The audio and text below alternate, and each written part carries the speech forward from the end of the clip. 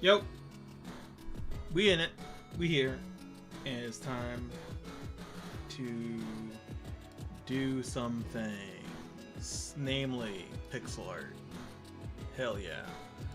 Let's close all this shit. Don't need all this other all these other things. Yes. We back at it again. Trying to go strong with as many goddamn streams as possible. That's the plan.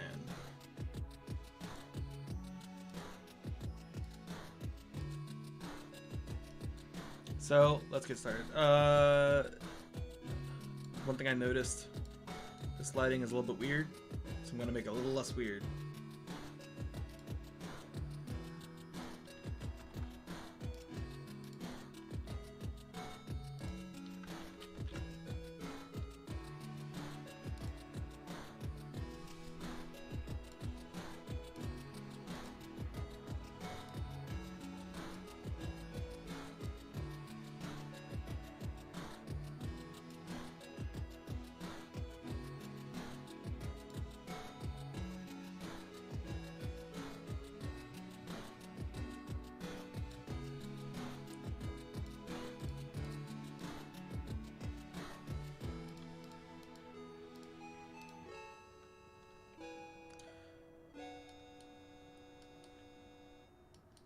Is that okay?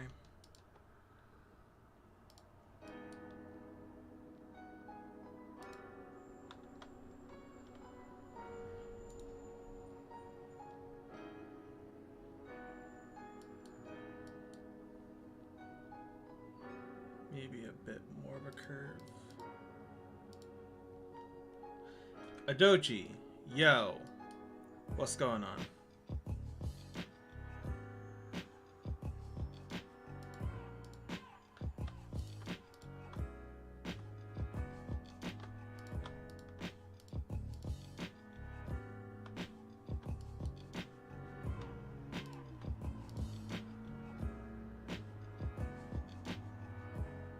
Trying to get the lighting right, though it's a little bit of a useless thing to do, but you know, that's okay.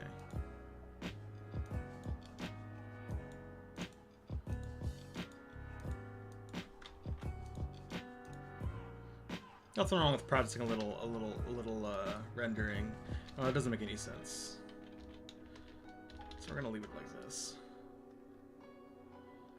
Trying to figure out exactly the curvature of this here bulbous bit in the back.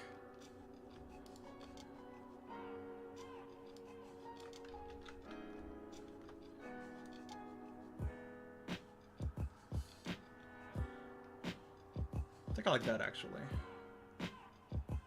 Yeah, I think I like that. It's like it's got a certain feel to it. Sure, let's leave it like that.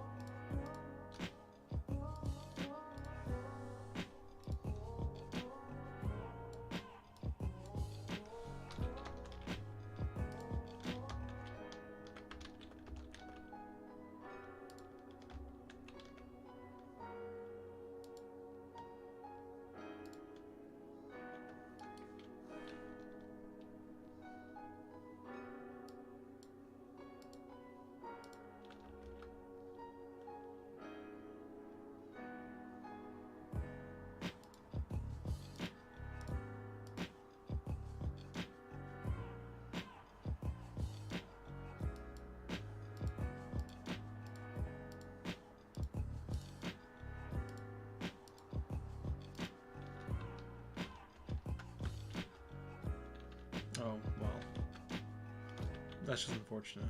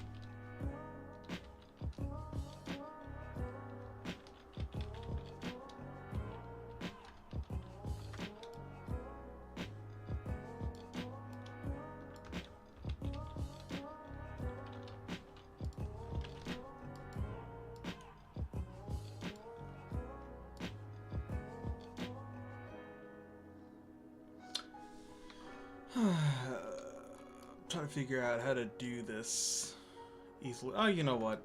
I have an idea. Wait, no, that's not gonna work. It's on the same layer.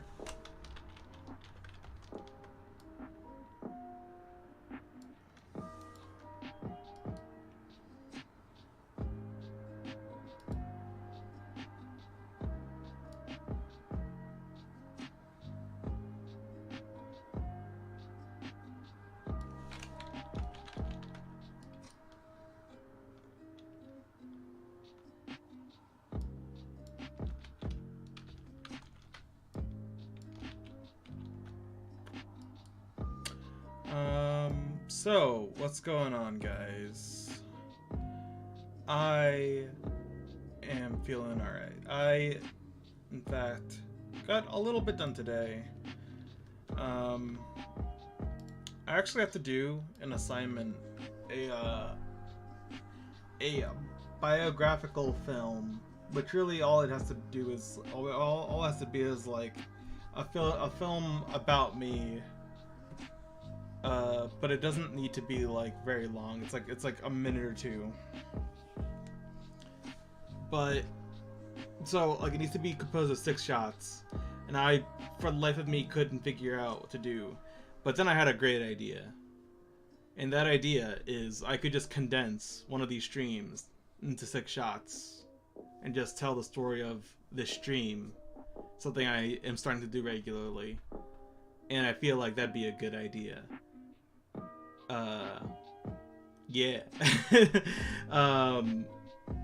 However, my previous streams don't really work out because they all get muted because the audio sometimes is copyright. The songs get hit by copyright bots. So yeah. They get hit by copyright bots, so chunks of audio get completely nuked. So this time I'm recording the stream as well as just streaming it, and so I should be able to use this stream for that assignment, and hopefully get it all done tonight. Kill a whole lot of birds with a single stone.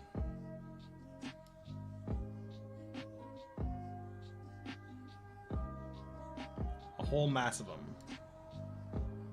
The wrong one. Committing bird war crimes with how many things we're doing at once.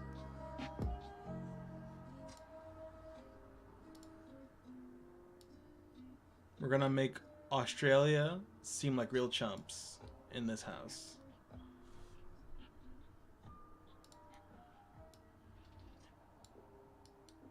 Let's see.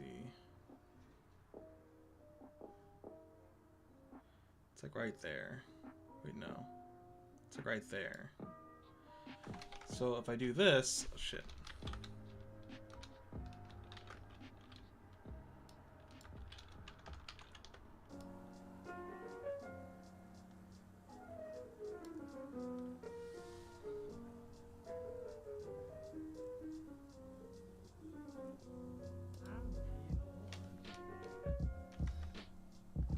Aha!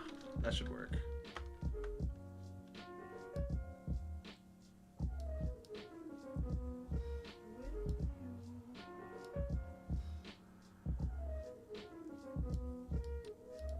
There we go. We did it. Okay, it's like a little bit that's missing. It's not a big deal.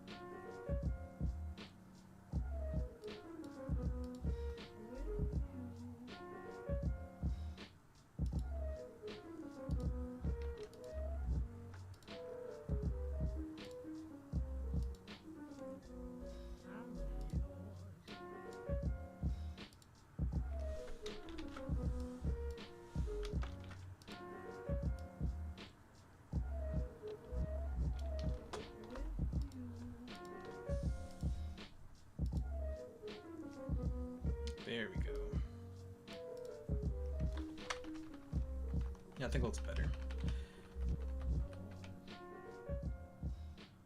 Oh, Noodle Bomb raided me. I know Noodle Bomb. Holy shit. Thanks for the raid. I appreciate ya. That's sick. Really appreciate it. How's it going? Yo, what up, gamer? Indeed. Hello, Rage Scholar. Generally Bananas. I recognize these names. I'm just hanging out, doing a little bit of pixel art, listening to what's ostensibly supposed to be 8-bit lo-fi hip-hop, but it just sounds like lo-fi hip-hop.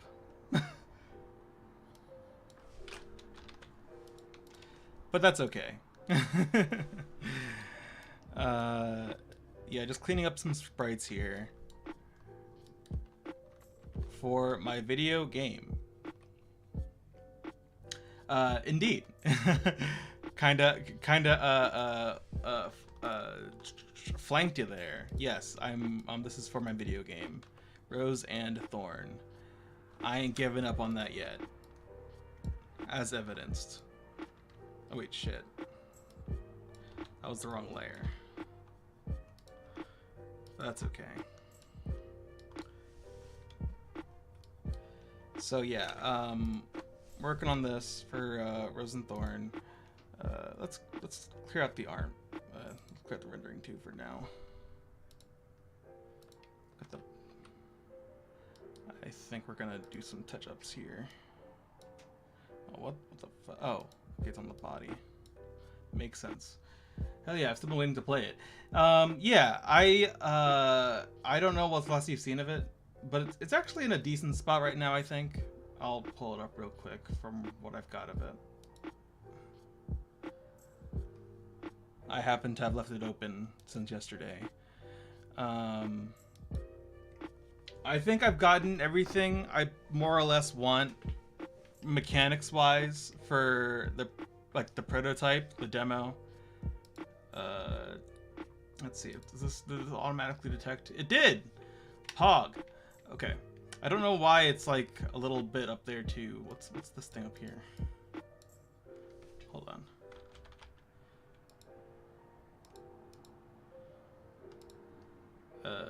Yeah, I don't know what the bit. It's like a thumbnail on it as well, but whatever. I better know when it happens so I can get down on some cap action. Hell yeah.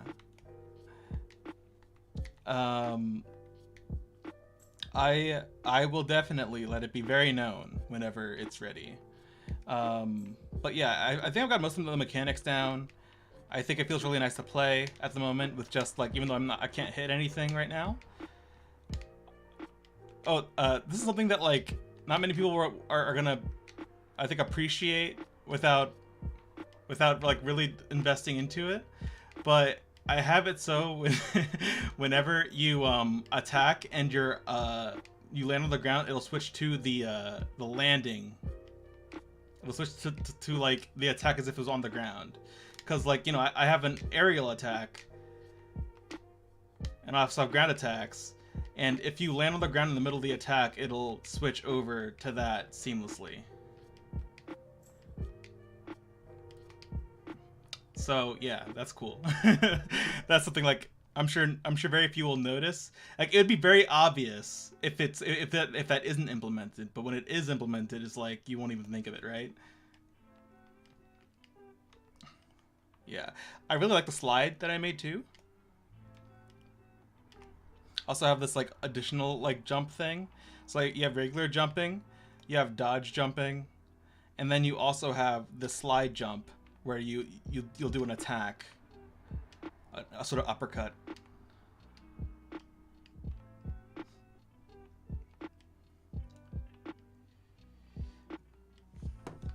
I saw someone say, hold on, that's weird.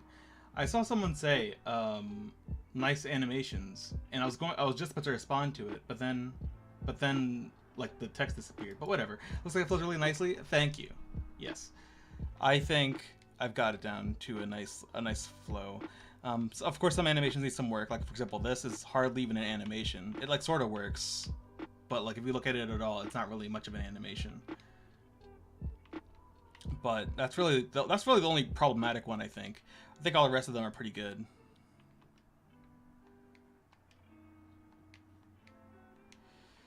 And of course the lighting needs work, but that goes without saying. Lighting's not currently where it needs to be, but well, it's less like the lighting is not where it needs to be. It's more that the normal maps that dictate the lighting aren't where they need to be. But I've got that. It's just a matter of doing it. Puppet Uwu is now following. Thanks for the follow. So yeah, that's what I'm working on here.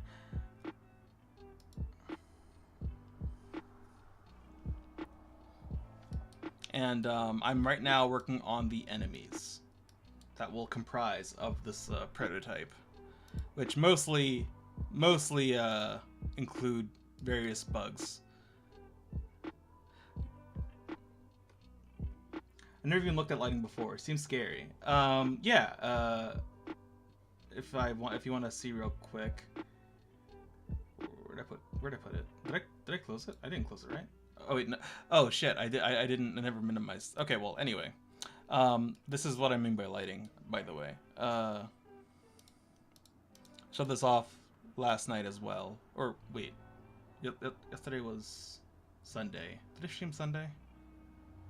Yesterday or the day before? I forget if I streamed yesterday or the day before. But anyway, yeah, I have 2D lighting set up. And as you can see, like the character Rose, that's her name, has lighting on her. It's just really blocky. Whereas, excuse me. Whereas you can see on the sphere and this ant creature guy, the lighting is a lot more like dynamic and feels a lot more like 3D-ish. Hers will feel like that as well. It's just I've only blocked out like her where her normal map is. I've only blocked it out. I haven't actually made it. It's basically not all the way there. I just gotta tune it a little bit, make it all the way there. But it's easier to block out. So right now I'm not finished blocking out all of her animations, and it's of course much easier to edit while it's blocked out. So I have like a blocked out version of the normal map, and then I'll have also a smooth version of the normal map, which will be what all of her sprites actually use once it's ready. But anyway, if I minimize this, will it go away? No, it won't. I need to actually make it invisible. Wait, what the hell? There it is. But yeah, so them's the breaks. Yeah, I will hopefully make it very known when this is ready to be released. Okay, I see some problems.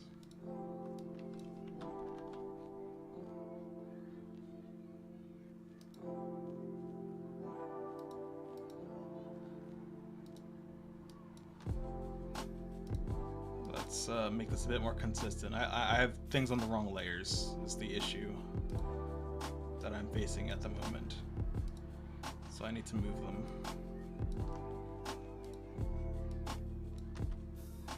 Makes sense. Thanks for the demo. Yeah, no problem. Happy to show off because I worked pretty hard on it. So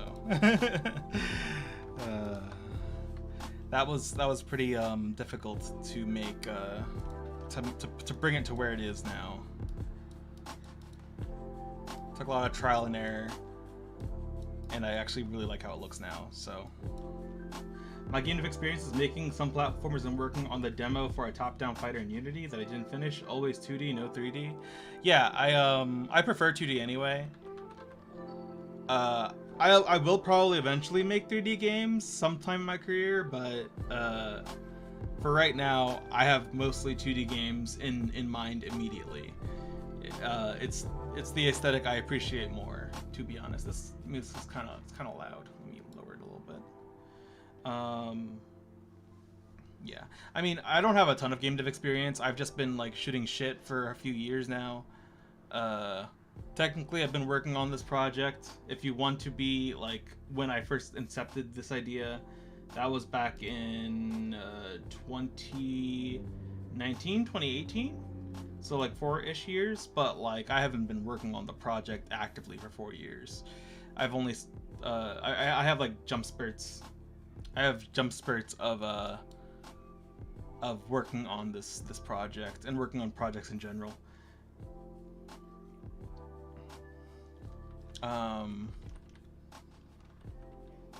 Yeah, so, you know.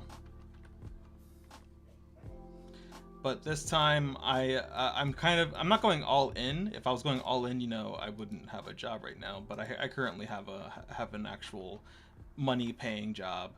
That takes up chunks of my time. But I'm dedicating more time to this, and streaming more is also part of that. So, yeah, here we are. 3D greater than 3D. True.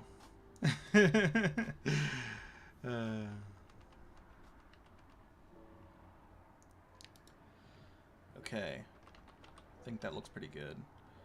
I think I'm gonna try to actually, honestly, these communicate fine. Maybe I'll just leave it at this for now. Though, like, the difference in fidelity between this thing's animation, and like this thing's animation is pretty far apart. This guy's, I went hard on this idle animation for this wasp for some reason. I just had it in my mind about like this thing, how it moves around in like an idle. Meanwhile, this guy's idle is just a single frame. Well, then again, I've only just started working on this guy again, but I don't know how much I want to animate this guy right now. You know what I mean?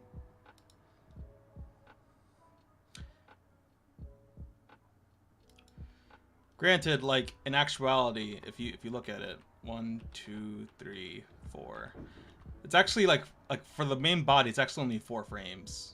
I just stretch them out for the wings, so it's actually not that bad. But anyway, I like 2D more too. I also can wrap my head around it. Yeah, 3D can be difficult to work with, what with quaternions and such.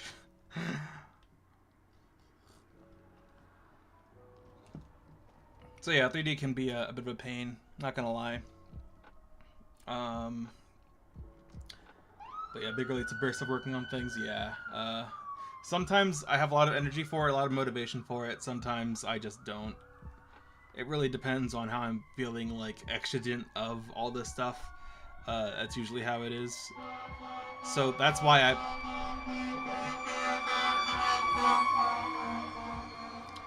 someone's burning their house down, seems like. Hope they're okay. These animations are really nice. Thank you. Yeah, I actually didn't spend all that much time on them. Maybe a few hours, like, on this guy. Maybe let's see. I actually have a thing about this. Let's see. I have a board. On this one, the Wasp, I spent 3 hours and 35-ish minutes. That one should be mostly accurate. So, as far as animation goes, not too long. And this guy, I barely spent any time with. I made the design for this creature a long time ago, and then yesterday or the day before, I forget which, I recolored it. Used to look like this. Looks like that's the file I already have open. Something like this. Used to look something like this. And I changed up the coloring because this looks a little bit sinful, if I'm honest. Now it looks a bit cooler, a bit sleeker. And it's really just the color change too, which is kind of remarkable, I think, because it's the same basic design. Which I think the design itself is strong. It has a pretty good silhouette, I think, with the claws or the pincers and the big bulbous thing it's got going on back there. Yeah. So, but yeah, I think I'm not going to change much about this guy's animations. I think maybe I'll add like a 3-ish frame, like, breathe animation type beat, and then maybe a small walk cycle. I think I'm gonna keep these attacks as they are.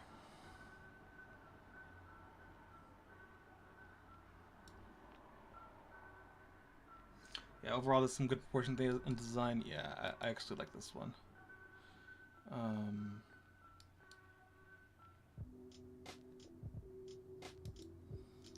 With the death animation, I'm actually going to...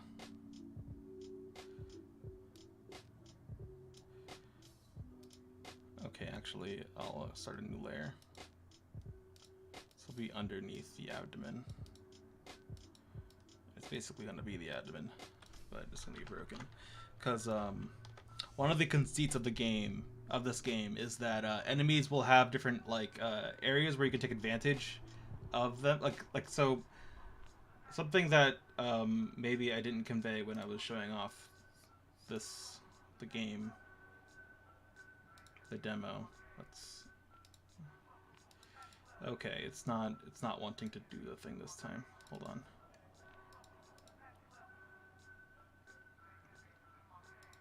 There we go. So you might notice that these attacks are blue, these attacks are red. This attack is red, and then there's also this yellow attack, which is like a long-range needle throw type beat. Didn't show off that one last time, but yeah. So those are the three types of like colors of attacks: yellow, blue, and red. Red, blue, yellow type beat. And basically, yeah, blue is slashing attacks, red is bashing attacks, yellow is like piercing attacks. So different enemies will be weak against these attacks on different areas of their like bodies, and the idea is to try to like find their weak points in order to kind of defeat them in a much more easier way. You could just hack and slash your way through the game. Like I'm planning for that to be a way you could beat the game, but for max skill ceiling, you'll have these opportunities for each of the enemies to kind of hit their weak points, and you know, make the fight easier for you. So like for example, this guy, if you just try to hit him with slash attacks, he'll take like, I don't know, like 5 hits or something to kill. Meanwhile, if you manage to get behind him and do a bashing attack on his red carapace, that'll break open the carapace and expose his back there squishy bits, which you can then kill him in one hit if you hit it with I guess a slash attack. That's what the blue thing is there for, is to indicate that underneath the red carapace he has a weak spot that is, will be susceptible to blue attacks. So that's the idea here. Yeah, and so throughout different enemies, I'll want to incorporate that kind of idea. The Wasp actually also has this, where the Wasp deal is that if you attack from the front, it'll defend itself, except it won't defend itself against yellow attacks. That's what this yellow bit means. It'll get hurt by that, by the yellow attacks if you do it that way. And if you hit it from behind with the yellow attack, it'll instantly die because it's not even defending that area. And my brother actually had a good idea with this because the wings are blue here. If you hit it from the back with a slashing attack, I was thinking, well, my brother had this idea that it could shred the wings, and then it won't fly anymore. So those are the kinds of ideas I want to incorporate going forward with different enemies. And this was inspired by the Metroid Prime genius idea to have color coordinated attacks towards the end game, with different attacks having different elemental properties, and each one being color coordinated. Like the purple attacks were like electricity, the blue attacks were ice, the red attacks were like fire or lava or something. So yeah, same sort of concept. That's where I got it from. But expanding it and extrapolating it to a 2D platformer with kind of like these hack and slashy mechanics. So yeah. Anyway, let's go ahead and actually start animating here. I'm talking too much. Getting distracted. Oh wait, right. I will sort that out later. I will do the animation first. So let's take a different. I'm gonna just close these for now. Let's use this one as reference. I just realized all these enemies are facing left, except for this guy who's facing right. Strange that I do that. I should have all them face right by default, probably. Right is the X positive direction. I just realized there was a some sort of porn bot spamming in the chat, but I guess it got automatically killed. I think stream might be frozen. We're still seeing the ant. Oh wait, shit. It's not frozen. I just keep forgetting to hide the Godot panel. Oops. At least I don't think it's frozen. Let me double check Twitch. Yeah. Yeah, okay. I just forgot to hide the Godot panel. My bad. Look at me. But, alright, if there's anything that you want me to revisit, just let me know, and I can revisit it, about the wasp or whatever, but... Anyway. So let's see, I'm gonna go over here. Let's look at this guy's idol. Just kind of wanted to use this reference a little bit. Okay. Yeah, I could stand to do something like that.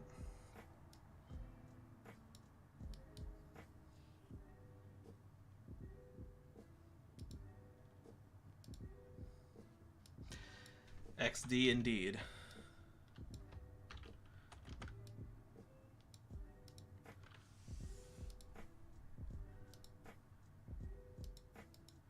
Oh wait, no, the eyes stay. Generally, Banana's not following. Thanks for the follow.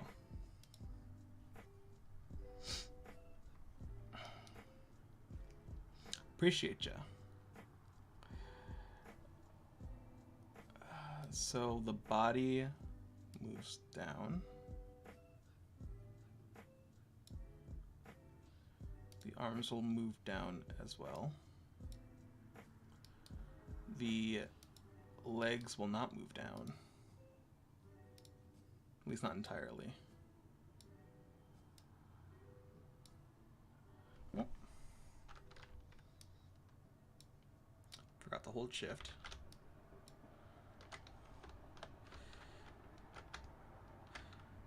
I wonder if there's like a... Ah, alt shift. Learn something new every day. So alt shift lets you deselect. It's a deselect hotkey, which is what I was looking for.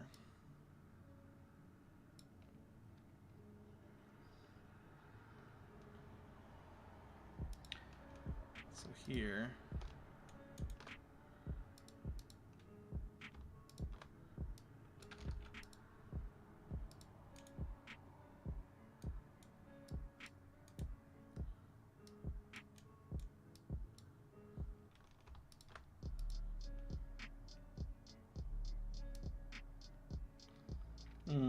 looks a little strange, honestly. Not sure about it.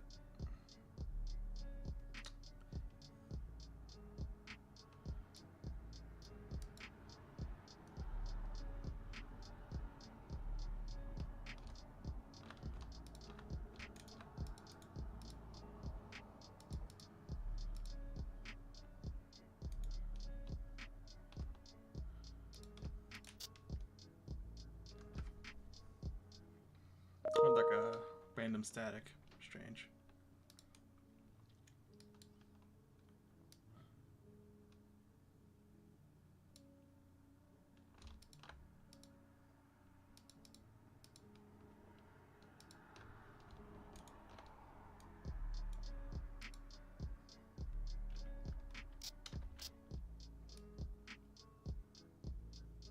Strange.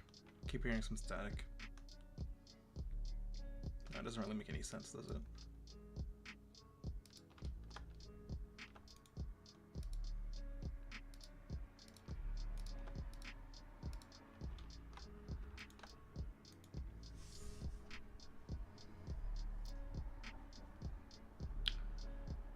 Maybe that's good.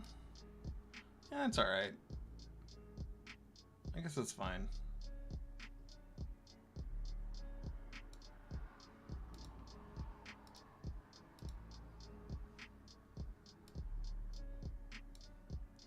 Let's take a look at this guy again. So okay, I'm kind of seeing some stuff. All right.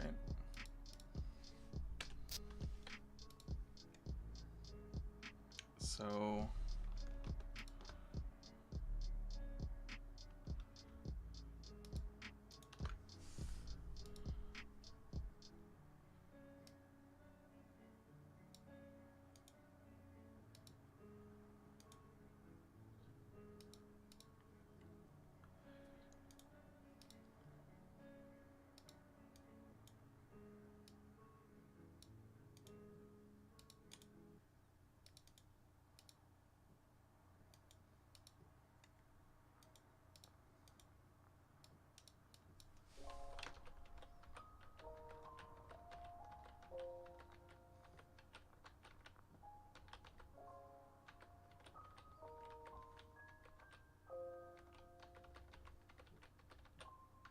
yeah, okay, I think that's good.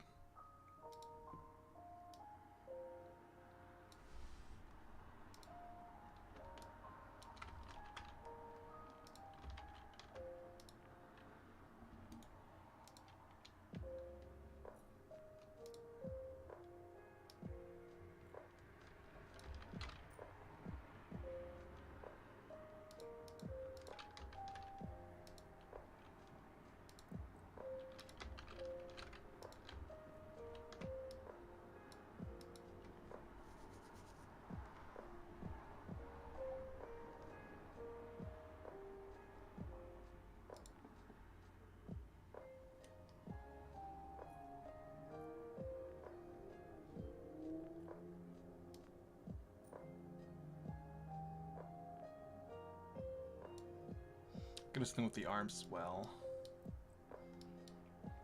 Be static. Let's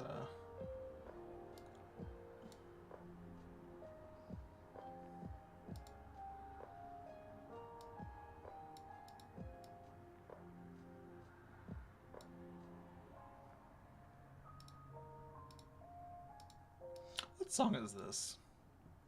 It's familiar.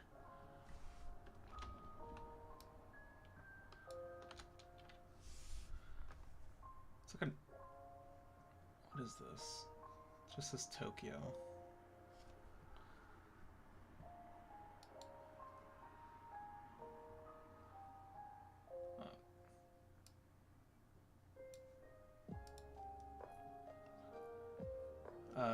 Well, the SoundCloud link to the song got sniped. So I'm thinking that I'm right, and it is. It is like from like, I feel like it's like Naruto or something. Maybe I'm wrong.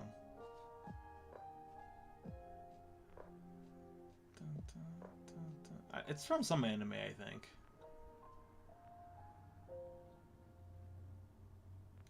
Can't figure it out. Oh well. Anyway.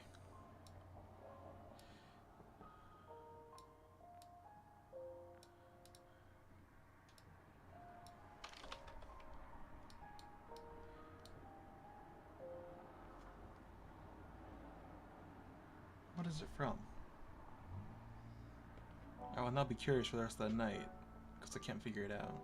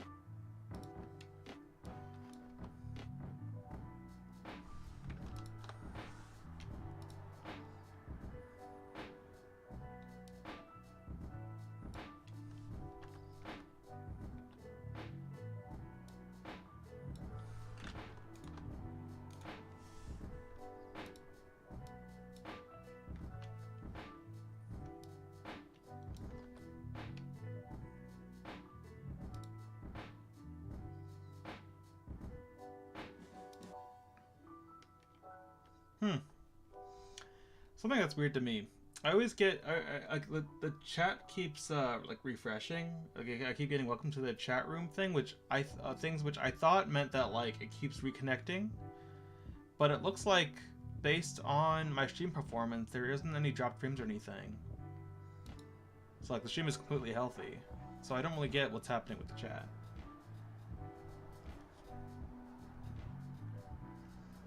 Guess I'll just ignore it.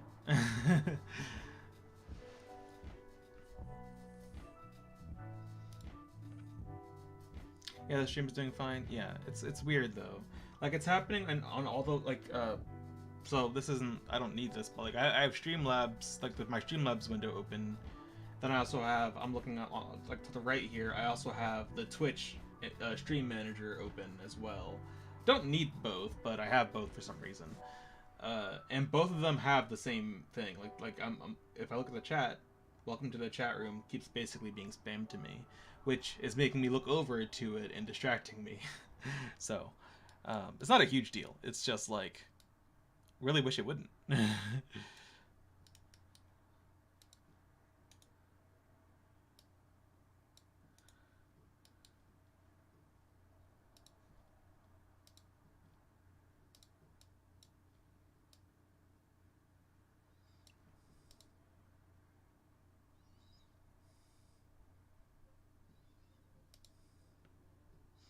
Let's make this a bit more,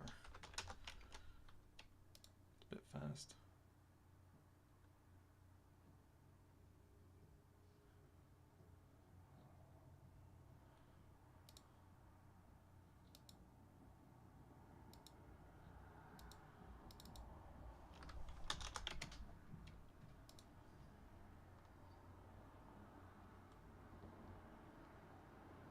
Looks pretty good.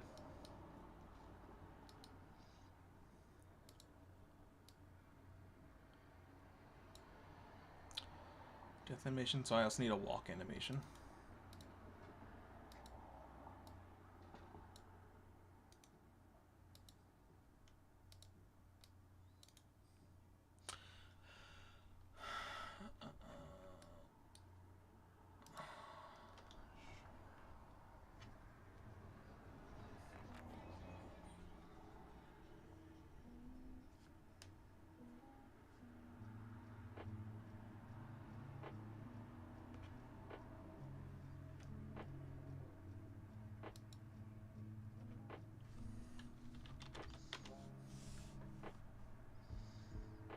Well, I guess I usually call it run.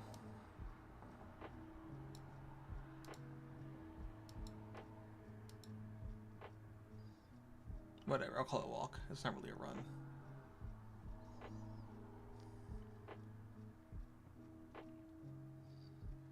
I just realized I'm missing like the whole back legs. I should make them.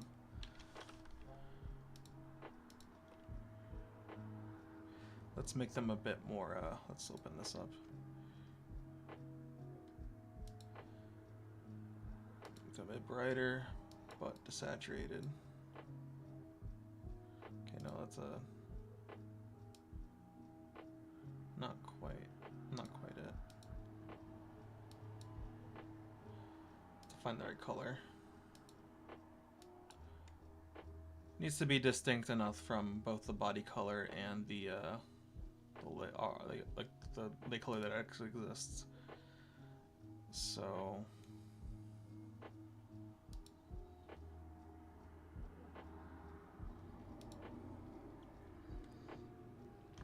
well, maybe actually need to make this a different color. Yeah, I think this color is actually too close. So let's make it a bit more, I guess let's make it a bit more red. Turn the redness of it up. That's a bit much, I think.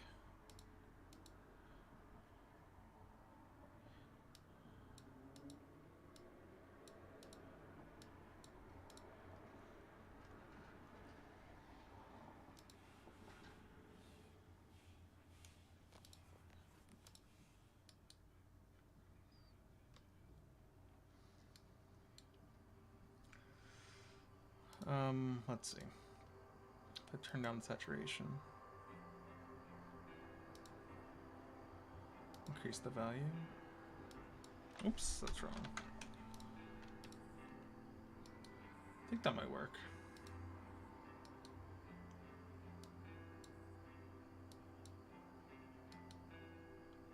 Yeah, I think that works. I'm also going to do it to the arms. The arms are a bit tangled together. Let's make it a bit more distinct.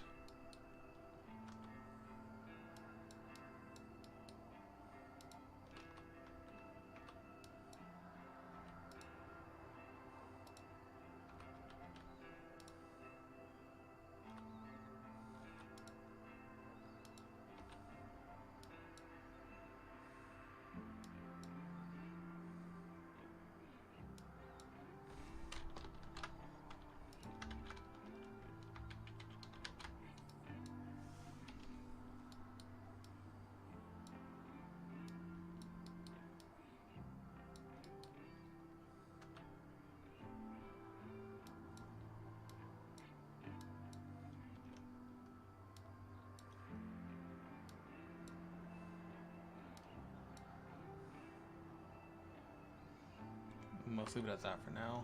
We'll come back to it.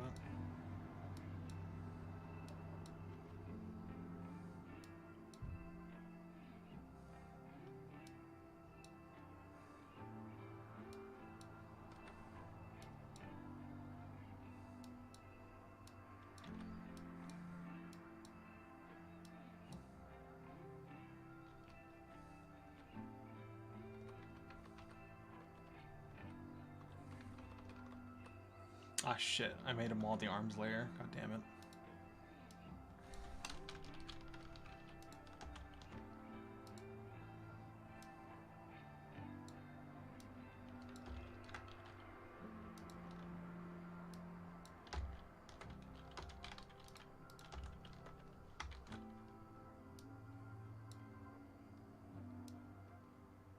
Ugh, whatever.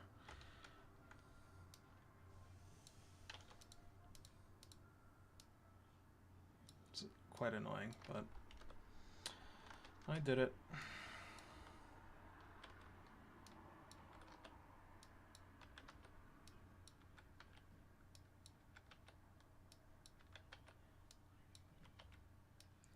Wrong layer, blues.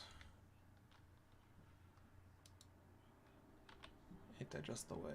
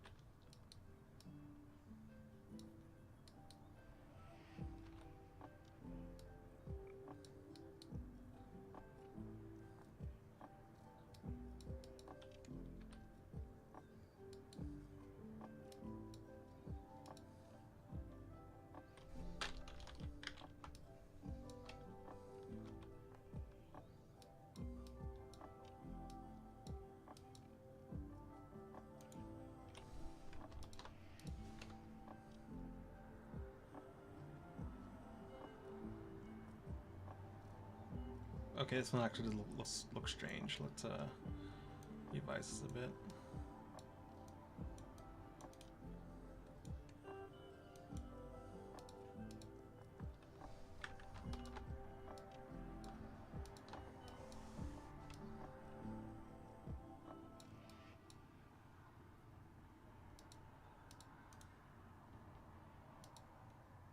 Alright, that's a bit better, I think. But we also have to recolor the actual arm bit. So let's we're going to desaturate it. Increase the value. I think it needs to be a little bit more value? A little bit less saturation. Maybe lower value, lower saturation.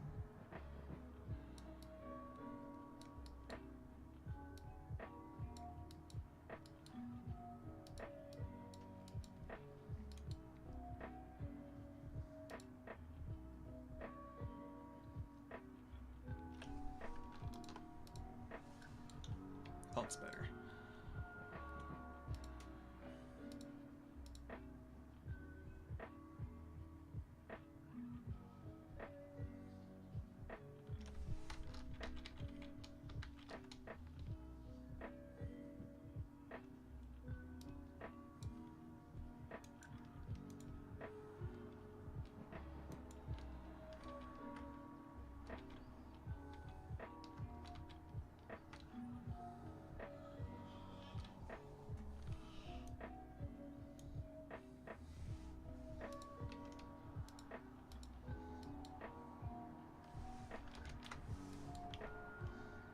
I guess it's fine.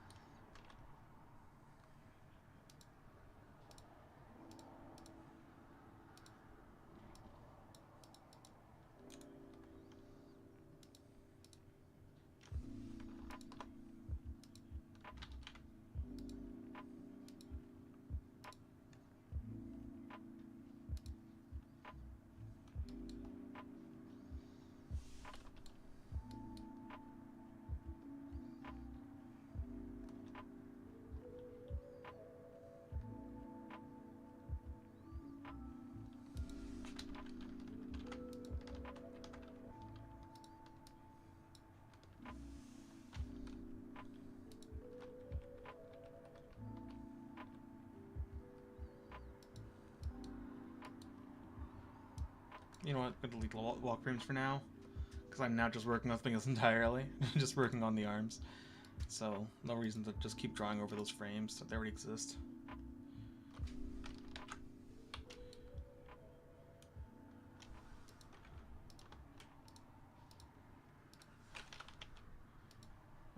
These look a little wonky. Let's fix them up.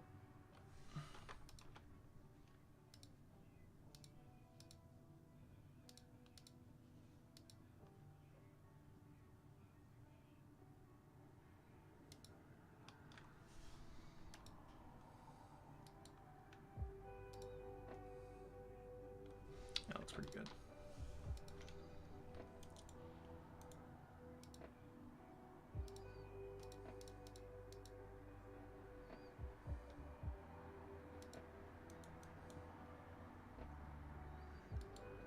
The back one looking bigger than the front ones looks it's a bit strange.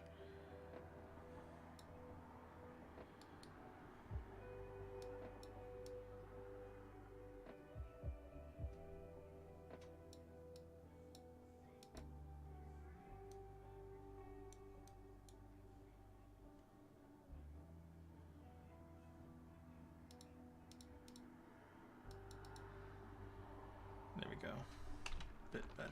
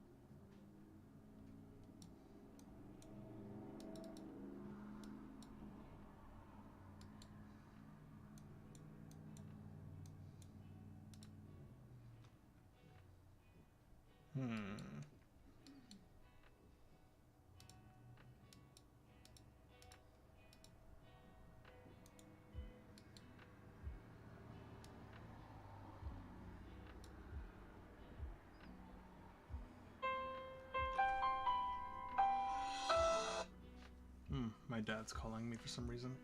1 second. Let's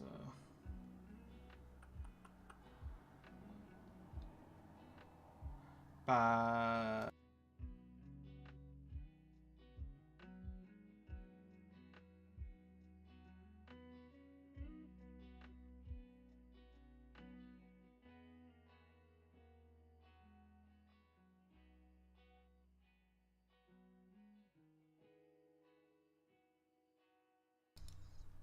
All right, we're all good.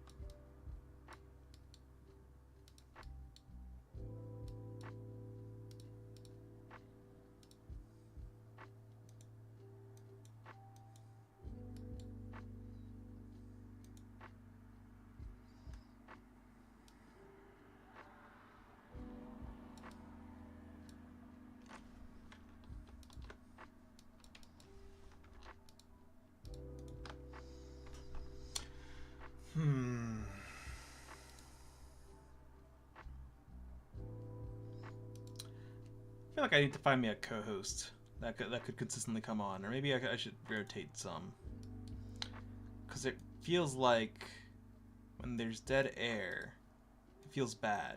If I was talking to someone, I can continue to have non-dead air. I don't know. I feel like that might be a reason why sometimes stream kind of bleeds viewers a little bit, which is understandable. Like, nothing much going on here, so may as well, like, you know, tune in something else. If I had someone here, then, like, you know, we could talk. Hi Nico. Look who it is. Oh wait, shit. I didn't see General Bananas say, "Good luck with the pixel art," and need to head to bed. So, belated good night, General Bananas. Thanks for tuning in, even though you're probably not here anymore, because I don't know when that happened.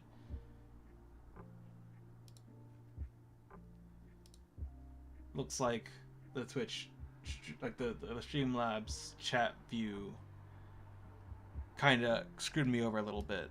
But whatever. Them's just the breaks sometimes. Belated good night, friend, indeed. Anyway, yeah, I was just talking about how I feel like I should really try to rotate co-hosts or something, because I feel like really bad whenever there's dead air.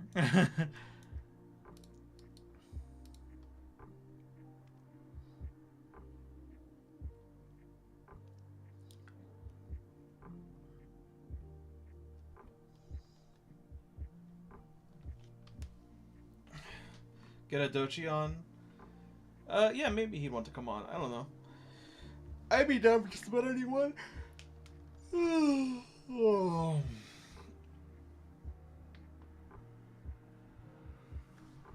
Could be cool to rotate Adochi and Godopern. Yeah, if either of them are interested at all in the prospect of hanging out and talking to me, sure. Yeah, I wouldn't mind.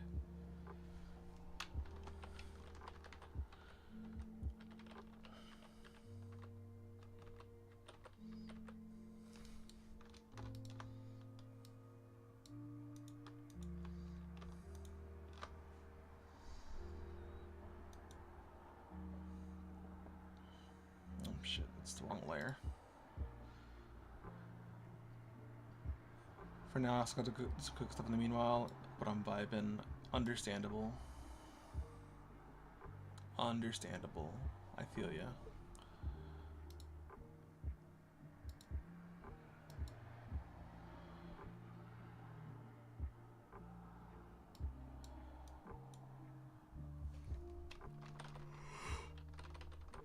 There we go. That looks pretty good, I think.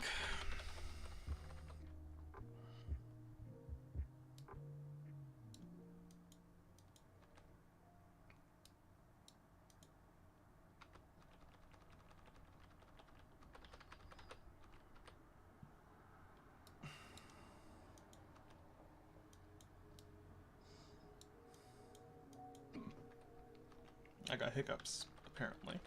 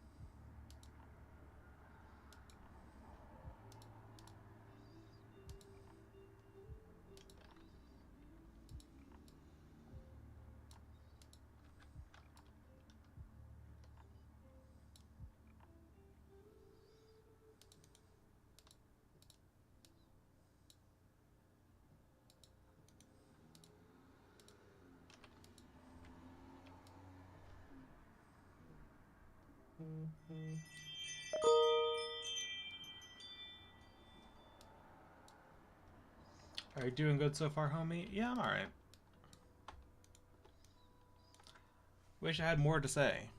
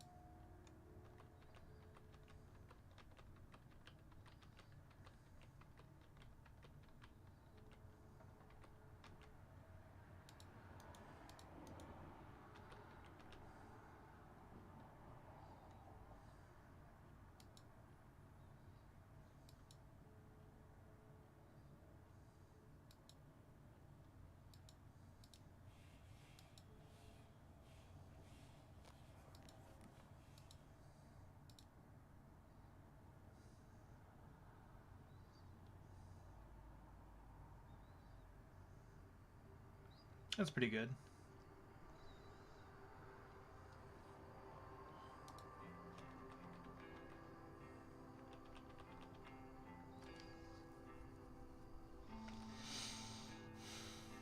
Little guy walk cycle. Very good. Now we gotta do this entire thing over again, but it's broken this time. So I'm just gonna take this one.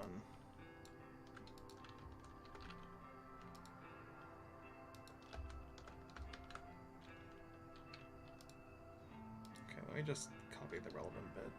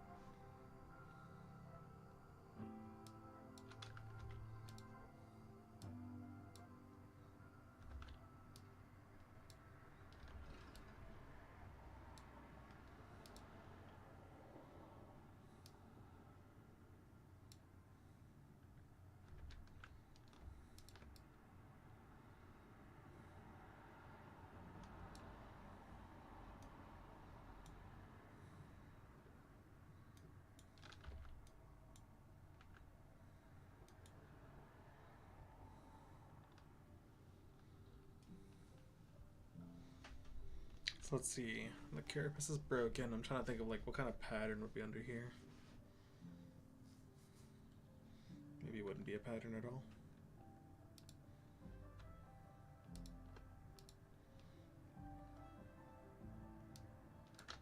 Maybe it would just be a mass.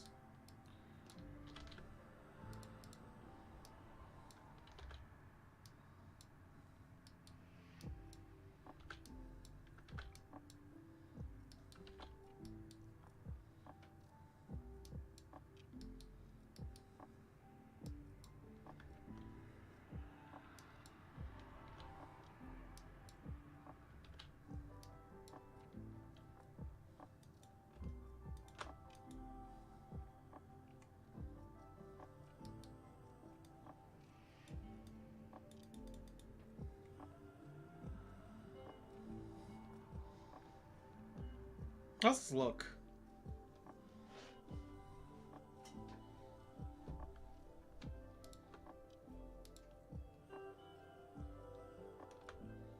Does it look acceptably grotesque?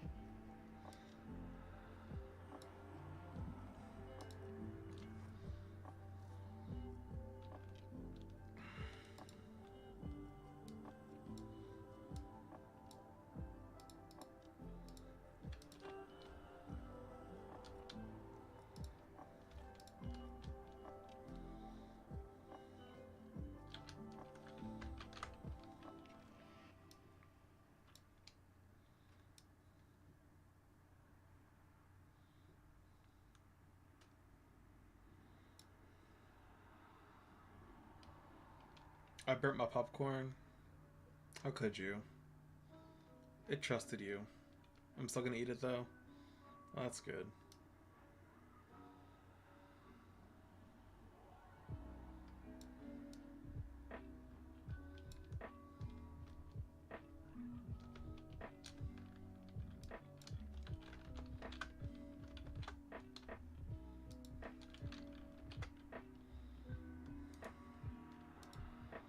Get a temporary layer just to make the animation a bit easier to make.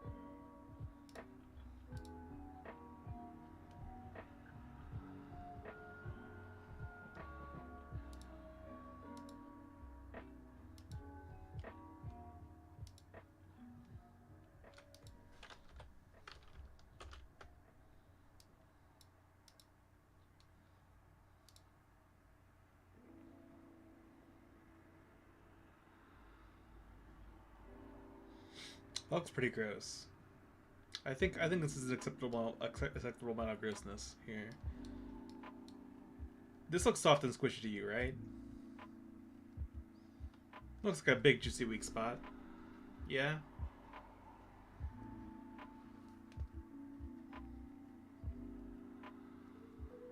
I think so.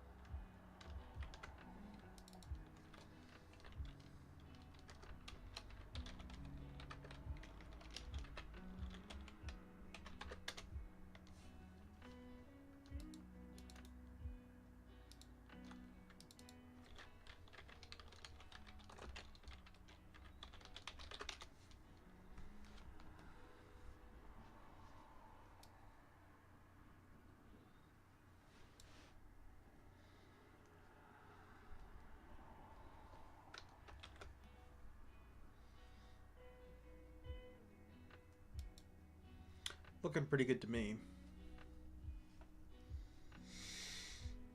Let's go ahead and slot this as finished. So I will save as... This is no longer called the CAD bug. It is actually called the Godot.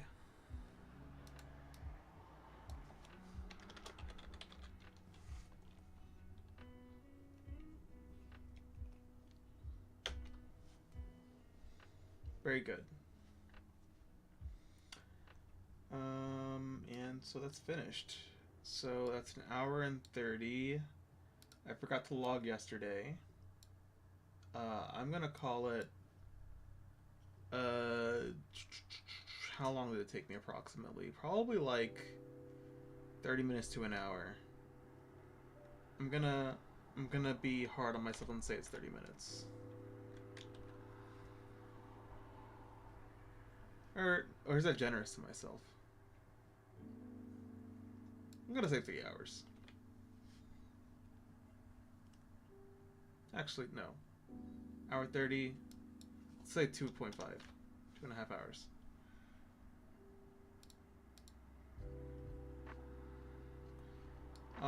And that's most of the enemies that I had planned. I actually have one more, but I thought I had an idea for this. But actually, now I'm looking at it, I don't remember what that idea was. So we are at something of an impasse. Maybe, you know what? Let me think about this for a second. Maybe it'll be like, because the original idea for this enemy that I have open right now on my board is a flying enemy, which now the Wolfsbane Wasp occupies that enemy slot. But the Wolfsbane Wasp is a sort of advanced enemy. I mean, it's not really that advanced, but for the beginning of the game, it's pretty advanced. So maybe this will be like a less advanced version of it that you just hit out of the sky.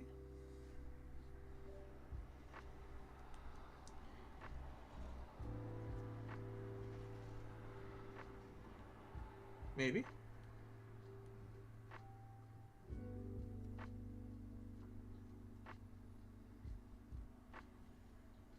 Because basically, there are, it's kind of like there's two factions in the start of the game.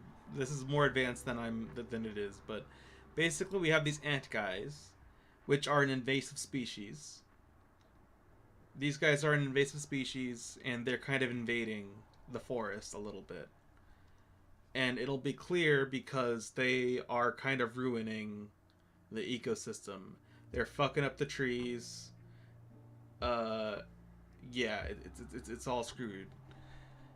And I'd planned.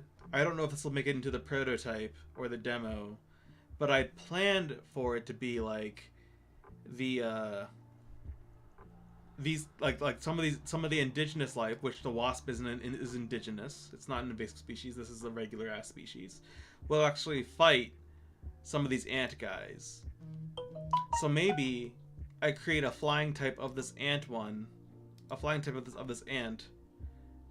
It's called a Bacamite, by the way. So a flying type Bacamite, and maybe that'll be like a basic flying enemy that's less advanced than this guy, because this guy has some pretty advanced mechanics with like the yellow shit and stuff. So maybe I'll create a more basic flying enemy that doesn't really have any particular attacks, because these guys don't really have any particular attacks. Like they're an invasive species, but like the type that you run into when you first start the game aren't going to be very good for various reasons. They aren't going to be like more under the curtain. They're a less advanced version of an enemy you'll fight later in the game, and they basically have more or less escaped from their natural habitat. These aren't really natural creatures to begin with, but let's just call it natural habitat. They escape from it, and they're pretty weak when you first find them, but there's a lot of them, and that's why they're an invasive species. And eventually, they will overcome other species in the area because they have the ability to adapt the characteristics of other species, and shit. So, yeah, that's the kind of conceit of this first area, where you'll have some of these dudes, some of these ant creatures, and they are hostile towards all other life in the area. So maybe I'll have, as a more basic version of a flying enemy, I'll have one of these guys be a flying enemy as well, and they won't be much to deal with. The wasps are much more dangerous, and I could have it such that like maybe the wasp will go ahead and kill some of these like maybe I'll have like a little scene where as you're going up to try to reach these creatures or to progress, you'll see that a wasp is like killing a couple of these other guys, just to kind of set the stage for what the wasp is like, because the wasp is meant to be a dangerous enemy. It's meant to be sort of like a skill check, because it's one of the more advanced sort of things where it'll defend itself, and you have to trick it or use the correct attack pattern against, or the correct attack against it in order to destroy it. It's one that is harder to brute force. You can brute force it, but it's harder to brute force. The Gladied is similar. These guys are really basic. They won't even have a basic attack. They'll just run at you. Not even run at you. They'll just like, they're like your basic Metroid enemy that goes back and forth. Maybe they'll like chase you, but they won't like have any particular attack about it. These guys are basically just armored versions of these guys. Where it's a similar thing to the Gladied, where if you use the thing, it'll break and it'll look like this. Like the armor will break and it'll look like this, which is much easier to kill. Like it'll only take takes a hit or so to kill after it reaches that stage.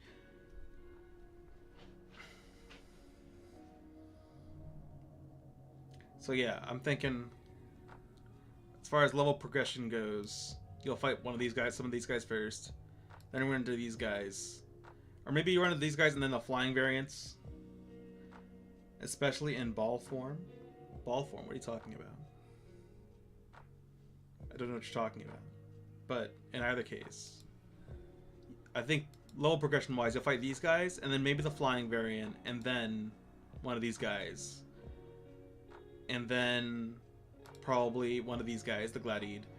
And then the Wolfsbane Wasp will be one of the final enemies you'll fight. And they're dangerous.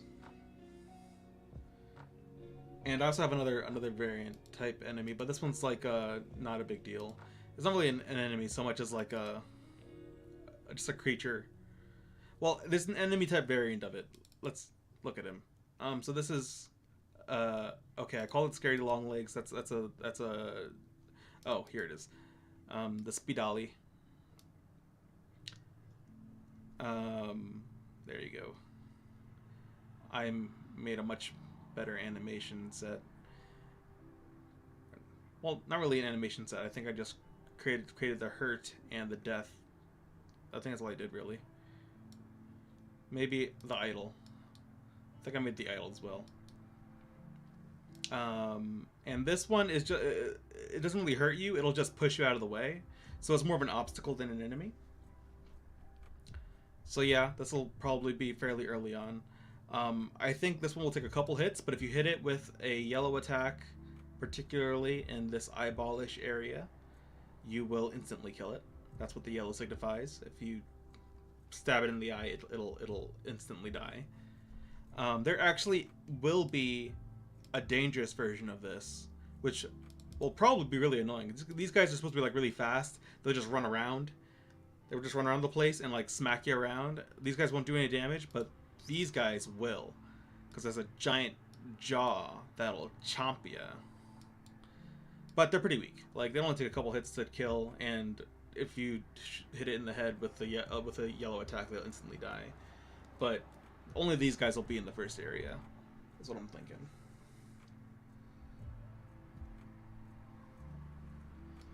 So yeah, I think I will create a basic flying version of these guys. Yes, big mouth. Can it smile? Well, I don't know. Maybe. That would look pretty dreadful. I would think. Imagine this boy smiling at you. I wouldn't want to imagine such a thing. In either case.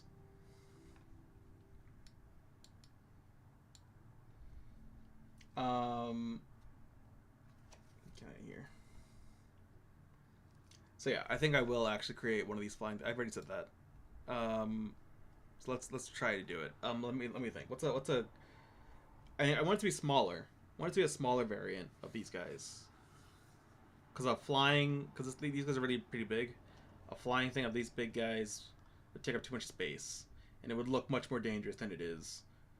Whereas these guys, I don't think they don't look that dangerous on their own. Just like a little ant boy crawling around, I don't think it looks too dangerous. But if it's flying, it would take on a new silhouette, which would, I think, make it look a lot more dangerous. Like, imagine one of these guys looking like sort of like one of these silhouettes. I feel like it looks inherently a lot more dangerous. Sort of like why, like, how I think it, like, I consider it like it'll look more like bee-like, I think. And you know, people have a reaction to bees and such that is like panic and stuff. So it'll look more like that, and I think that'll elicit a more of a panic response. When really, I don't want you to panic against these guys.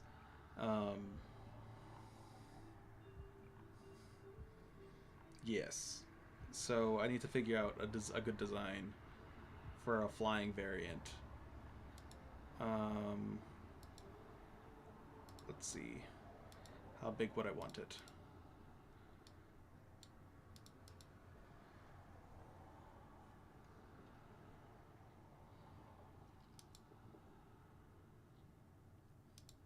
Oh, actually, wait a second. I'm kind of curious now about this now.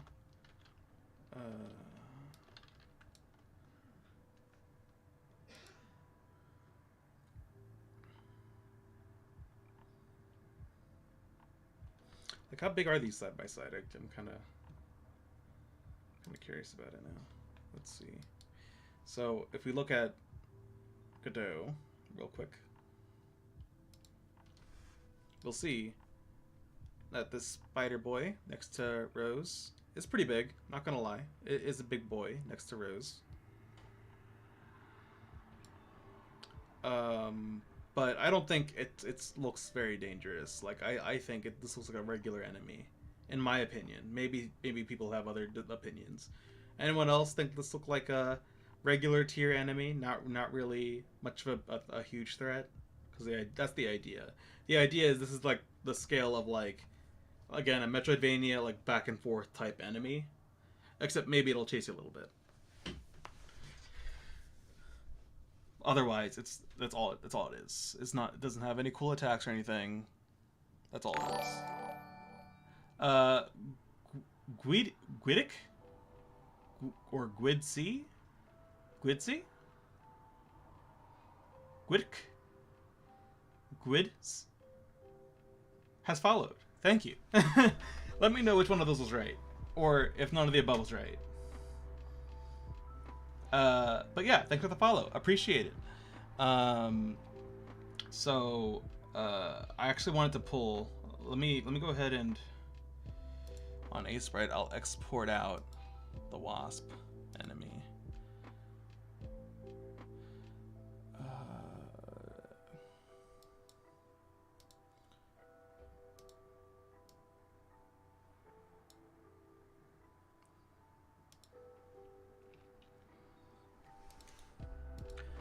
Go ahead and add a new sprite node. And this one will be of the wasp. I kind of want to see how big the wasp is in comparison, because I haven't really done a comparative type thing with the wasp.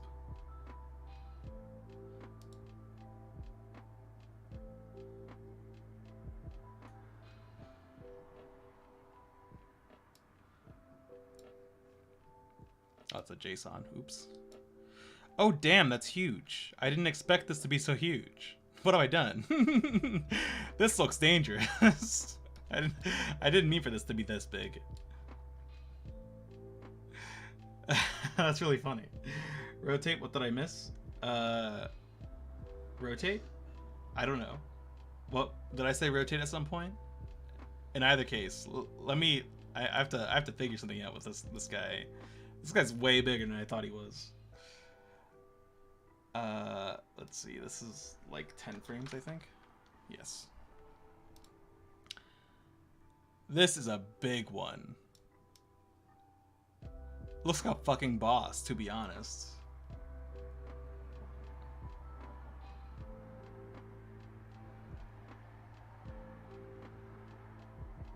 Wait, is it?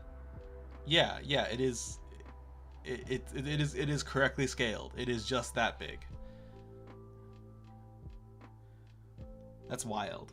I completely misjudged how big this thing was.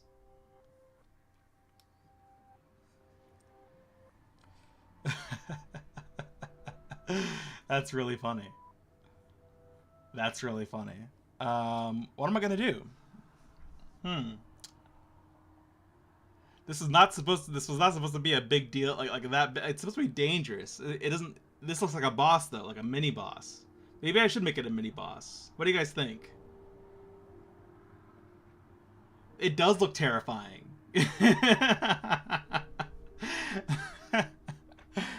Can you imagine? This thing is twice the size of her, basically. Thereabouts. What do you guys think? Should I just make this a mini boss? It wasn't supposed to be a mini boss, but I could make it a sort of mini boss. Give it a couple extra attacks.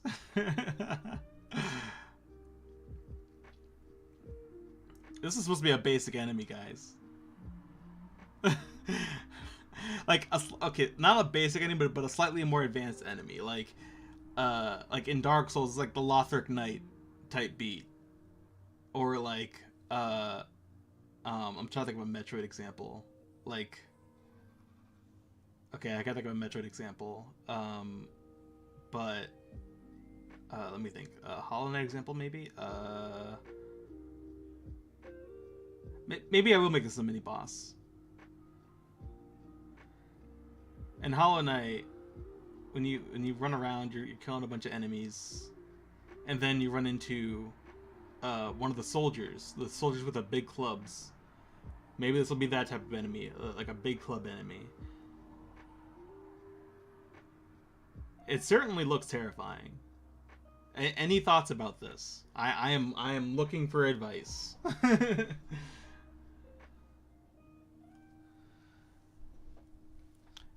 Should I figure out how to downscale this guy, or should I just make him? Should I just do it? Should I just make him a fucking what's it called? What did I just say? Mini boss. I'm actually curious. I'm actually curious about something. So, if I were to scale this, let's scale it by half, and then play the window. That doesn't translate too bad. I was wondering how well it would translate to being smaller, just scaled down. That doesn't translate too bad. Let's animate it. Let's go ahead and let it play the animation.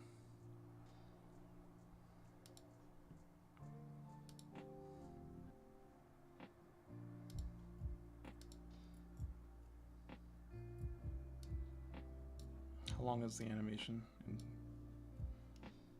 Yeah, mini boss I think fits it a bit better.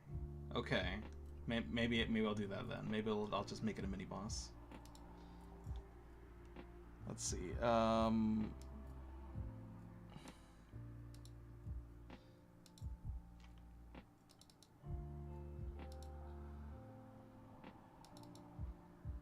wait, it's 8 frames.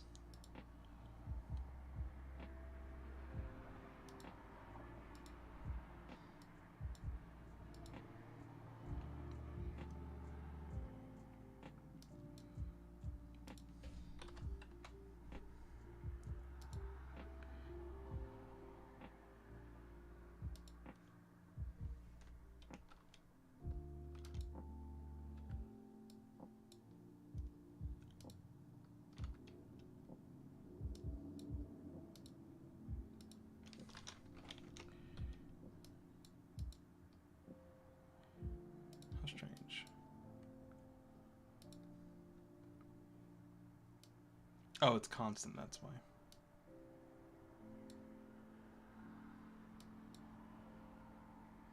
Let's make it continuous.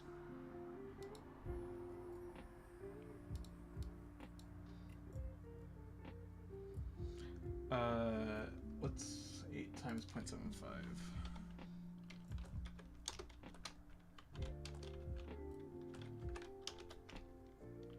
Oh wait, no, it wouldn't be 0.75. It'd be, let's see, it's milliseconds, right? Sorry, I'm trying to figure out milliseconds, and that's like a thousandth of a second, so, or thousandths, right? Hundredths. Has to be hundredths.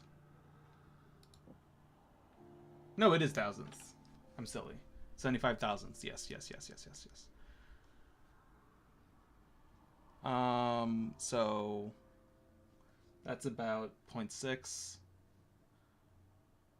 So if I bring this to 0.6, that should be about how long the animation actually is. Yeah, seems like it.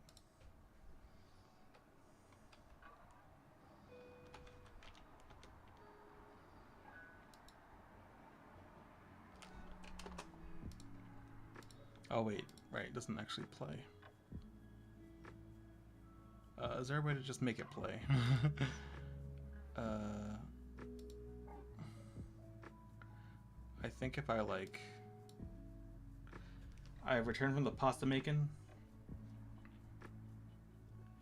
No, I don't. No. I'm just trying to demo this. I'm not doing anything functional here.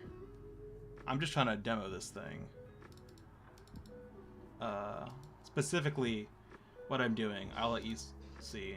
I forgot to let you see last time. Specifically what I'm doing is I'm trying to see how this thing looks when it's scaled down. Okay, that didn't work. I thought it would.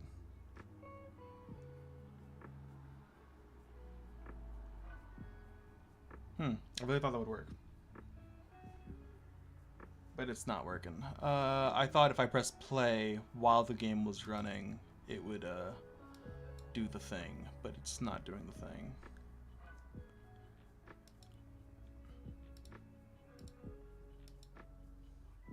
Oh wait, there it is. That doesn't look great. Like, it doesn't look awful, but it doesn't look great. I think if I did scale it down, it would actually scale down alright. Like, if I hand scaled it down, like, on a sprite, made a smaller version of the sprite. But Nico, what we were talking about was this thing, the wasp, actually looks horrifying because this is how big it actually is in the game. I did not account for how big I made the sprite. I didn't realize I made it this big. But this is the size of this absolute unit. Look at this guy. He's huge. So we were just talking, and I was considering if I should just make him a mini boss.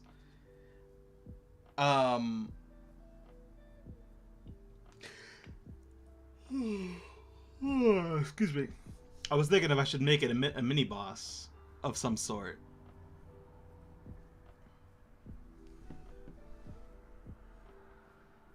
Because this is a lot bigger than I originally had in mind. I just didn't realize how big I made it. Which is very funny. It's a very funny problem.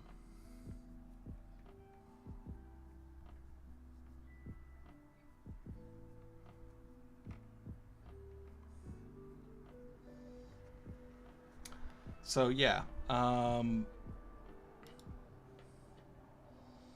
considering if I should scale it down or make it a mini boss. That's basically the gist of things.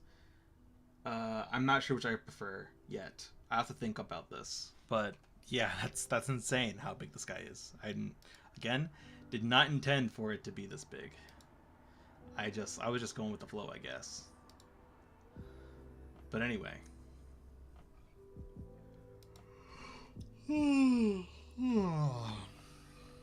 So that's that. This guy is appropriately sized. This guy is even appropriately sized.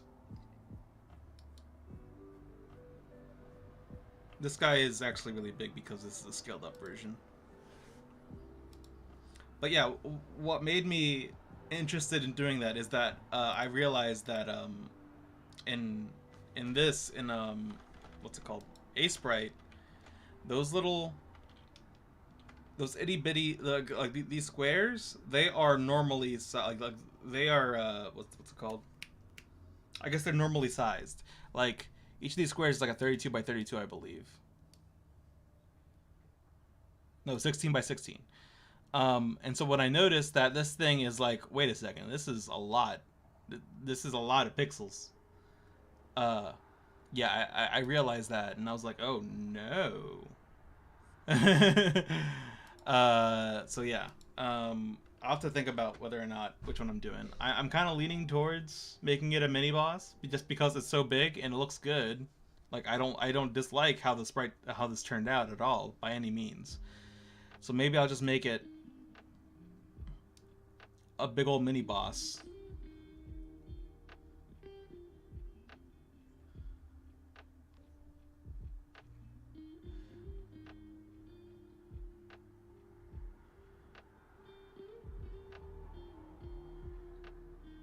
I have to come up with some more attacks for it if that's the case.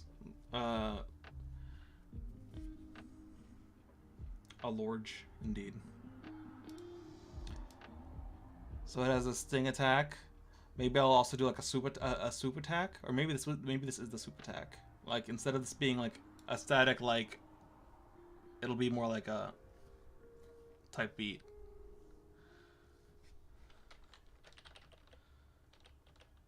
Don't know. Or maybe this will end up being just static type beat, and I'll have to make a swoop attack.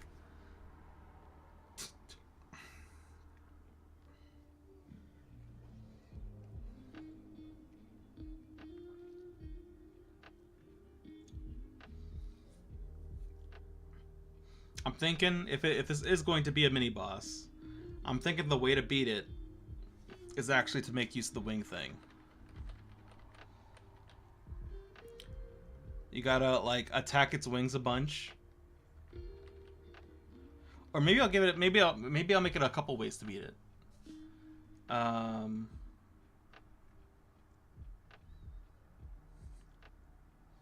So of course you can brute force every enemy in the game, including this enemy. So you could just slash it a bunch. That's of course a given. But I'm thinking that if you slash the wings a bunch, eventually you will make it fall to the ground, and it'll just be on the ground, and then it'll have a separate moveset that's a lot less dangerous because you can jump over most of the attacks.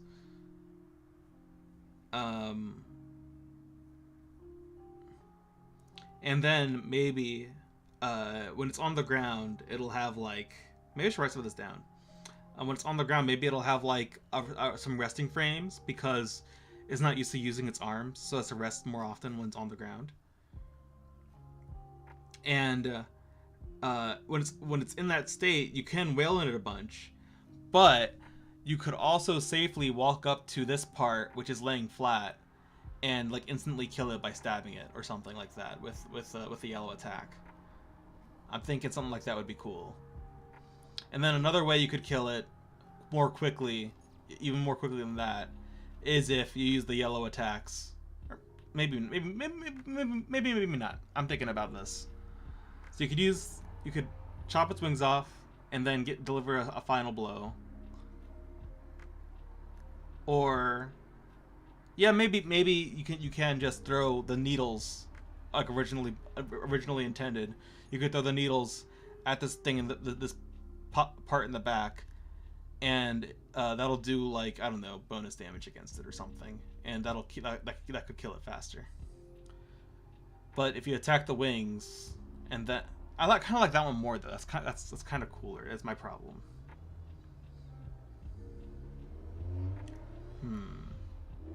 I guess I could just have multiple ways to kill it. I guess it's fine. The speedrunners will figure out which one's faster.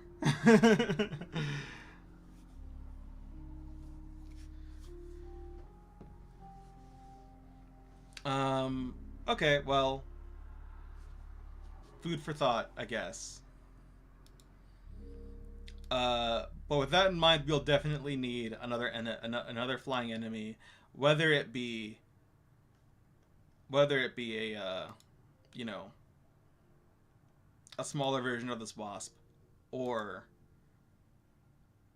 you know, one of these kinds of flying guy. Actually, I kind of like this idea, because of this being a mini boss, or maybe just a boss. I don't know. I'm thinking about it now, because originally the boss was going to be, for this area, was going to be a praying mantis that was like basically a little bit mutated, because that's how these things work. The Bacamites, they like inject you with their like genes and shit, and the genes like take you over, basically. Not you, but they take creatures over. That's how they work.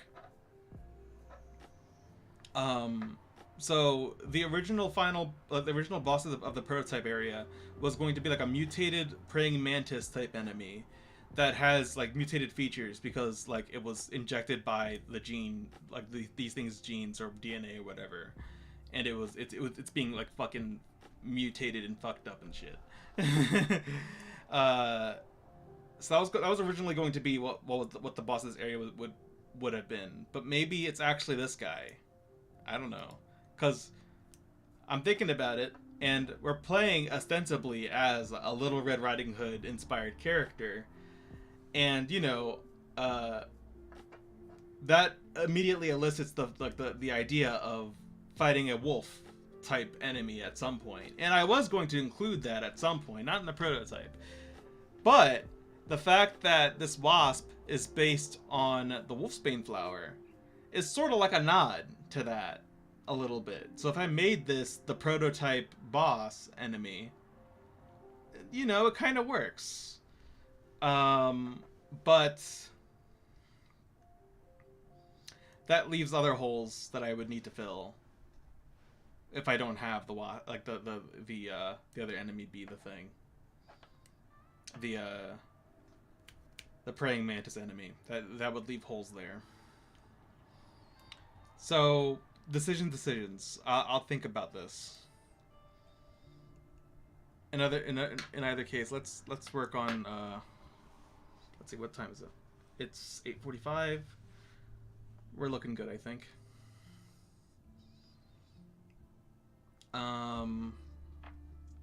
We'll just need another one of these guys as a flying type enemy.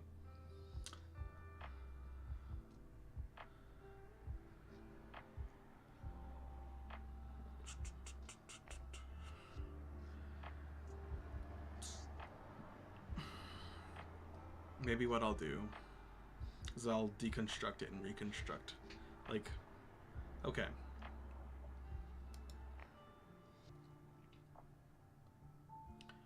Alright.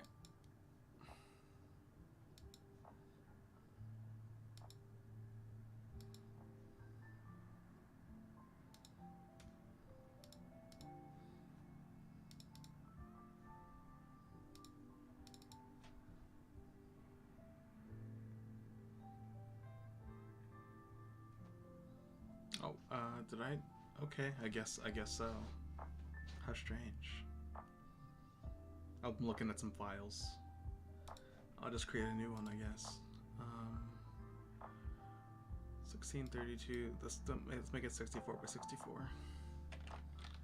I have to make it smaller or bigger. I will eventually. So here, let's take this thing's head.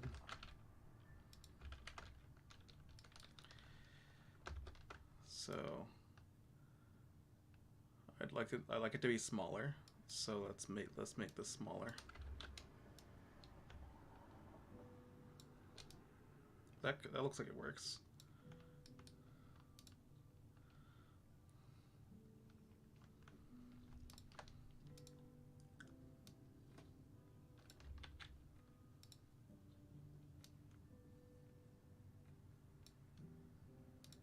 Kind of reminds me of like Alien. I didn't reference Alien or anything, but that's kind of what this reminds me of a little bit.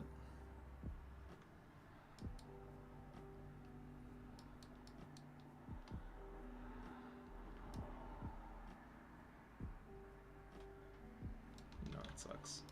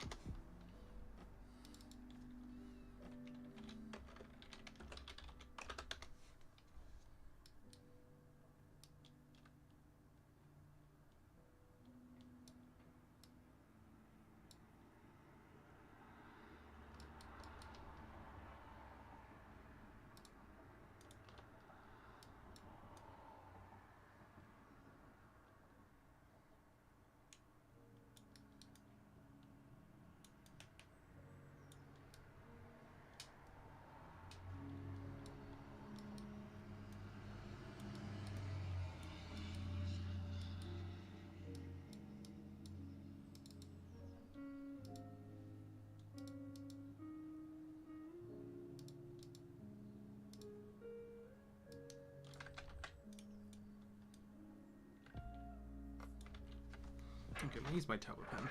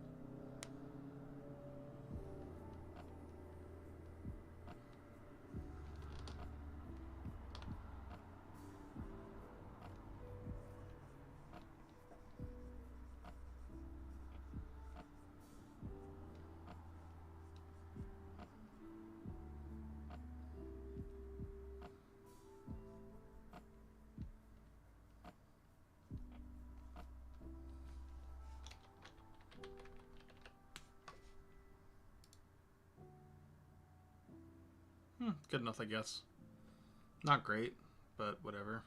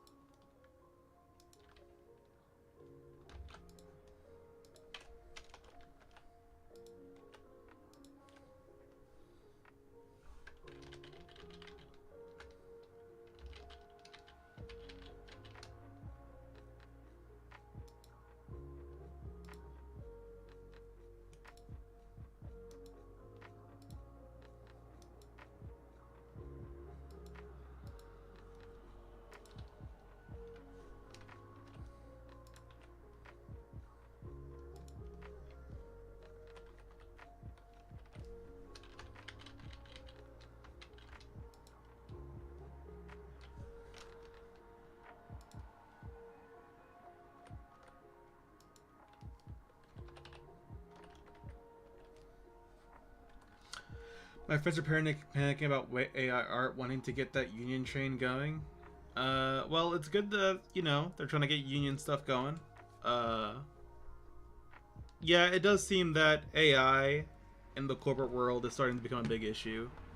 I've been seeing a lot of like chatter about like the biggest like the companies pushing it are all like trying specifically to get rid of their bottom line when it comes to like trying to commission art assets, and the corporate world's already like notorious for just straight up fucking stealing people's art. So that's a real problem that I think people need to contend with. Yeah, for sure. I don't think it was ever because like, you know, you had these people on a low level kind of doing the same thing, and yeah, that's shitty. I'm not saying it's not shitty, but that never struck me as like, oh, this is the end of art type beat. The corporate thing, that actually might be the end of art as like a trade. so so yeah, that's a much bigger deal than like, you know, some random Twitter bum just like, you know, doing some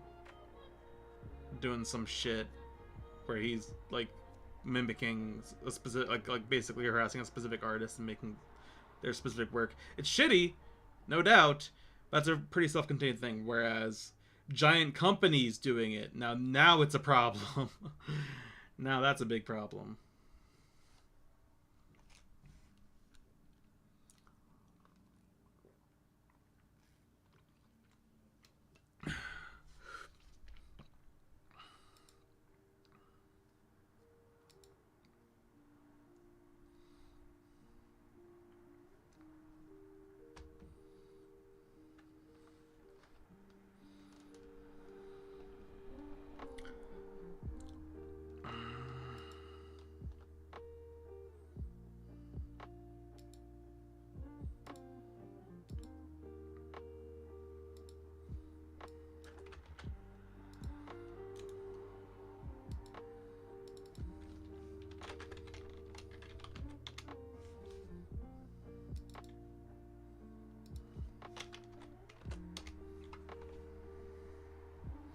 Yeah, I mean, like, we keep on being like, oh, nice, we can program to do this. Oh, so now we can make extra income to just feed for life?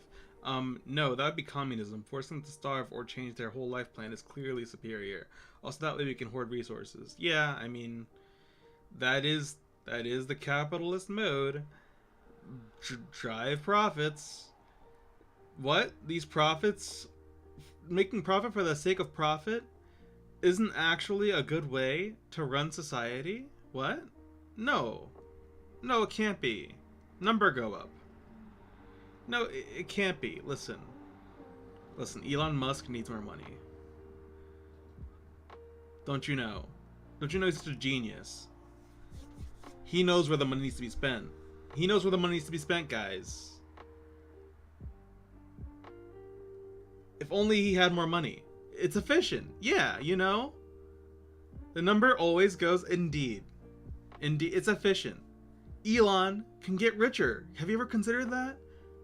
Imagine where the world would be if Elon had even more money. You could just imagine.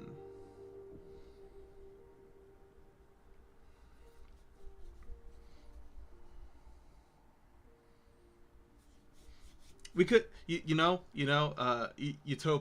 We could have utopia if only Elon were richer. In fact, the mere suggestion that Elon shouldn't have more money, that's immoral.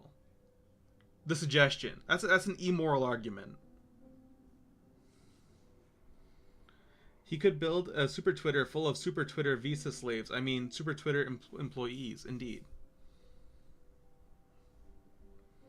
And he could fire the fire prevention and safety Twitter staff, and then the next month he'll have a fire in the building, and then be like, oh wait, so it turns out, guys, fire is a complex issue.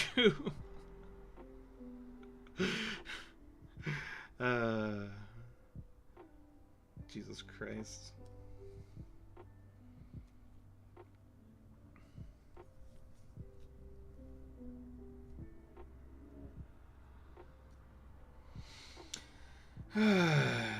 People are just they want to be confused. They not confused. They want to be, what's the word? Like, I feel like there are a non-insignificant amount of people who literally just want to be what's the word? What I'm getting at is, it feels like, because I've argued with people who argue for capital and neoliberalism and such. I've argued with some of these people, and they just think that all the accomplishments the modern era has done, like all the good things the modern era has done, they seem to believe that simply wouldn't have happened if not for specifically the neoliberal capitalist mode of production. They seem to think that there is literally no better way. And so they will stick by these inherent logical contradictions of capitalism just because, like, it's worked before. And they will completely ignore the fact that it hasn't worked a lot of times. Aside from the times where it works. Usually it works oftentimes it works whenever something is too big to fail. Like, a lot of innovations have come just because we've dumped a whole lot of money into it. And then we have things like, I had a point. Where was it going? I'm losing my train of thought. Anyway. I had a point there. I started losing it. But yeah, it's just like,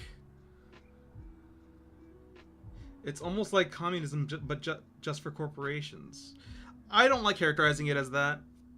I know that is a sort of like,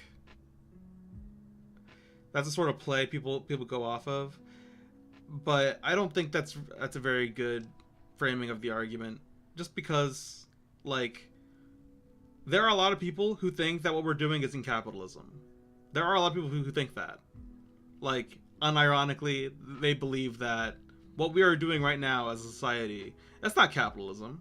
No. See, in capitalism, everything would be fair.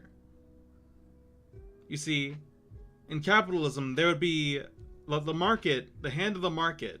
You see, the invisible hand of the market will decide what companies fail and what companies succeed. Now, you might be wondering, well, let's say we have a big company, right? In this libertarian fucking libertarian utopia, what's to keep this giant ass company from implementing whatever arbitrary rules it decides? The NAP, of course. Well, what's keeping them from following the NAP? What's doing? What's going? What gives, my dude? What keeps them following the this magical NAP? Nothing does. So we live under capitalism. We do. These are the natural conclusions of capitalism. Because capitalism's mode, like, its purpose is to efficiently generate profit. So everyone is incentivized to make the profits of giant corporations go up higher and higher, as high as they can go. And of course, when inconvenient things like pollution and innovation get in the way of profits, we not pollution getting in the way of profits, but like being eco-friendly, being efficient in the ecological sense and not in the profit sense, get in the way of profits. Well, then tough, because we do profit efficiency here in these parts. So yeah, I don't like framing it as communism for corporations, because what it really is just the corporations doing exactly what capitalism says in the tin. So I don't like to frame it like that. I think that just gives people disingenuous ammunition to say that we're not currently doing capitalism when we very much are in late stage capitalism. All the problems of modern society, or at least the vast majority, are traceable back to late stage capitalism. So yeah, the whole like socialism for the rich type beat, I think is a little bit of a L argument. I don't like to use it, and I don't like it when people on the left, or ostensibly on the left, use it. I mean, this is to get treated better than human life does. Yeah, sure. That like you can say that in like to a leftist, and they'll like agree. But if you say communism for the rich to like a Republican or something, or like a libertarian, they'll just be like, yeah, it's not capitalism, it's communism. Communism bad. Exactly. Thanks for agreeing with me, friend. That's what they'll say, and they're just being stupid. So let's not give them a way to be stupid.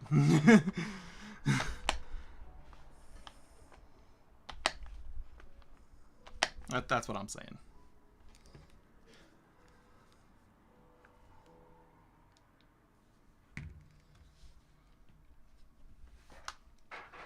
Let's not give them an excuse.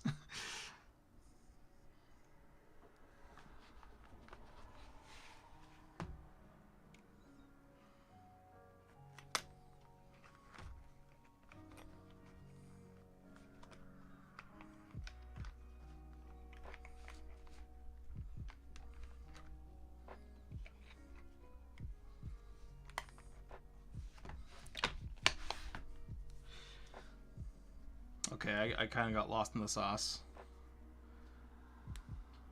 Wait, what the fuck? Oh, I see.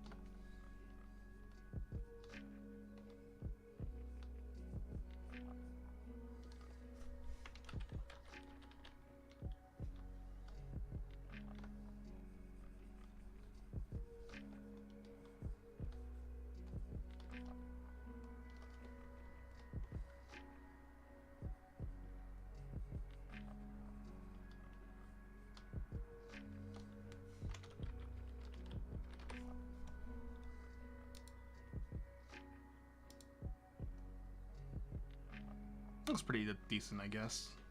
Again, not great, but not bad, I don't think.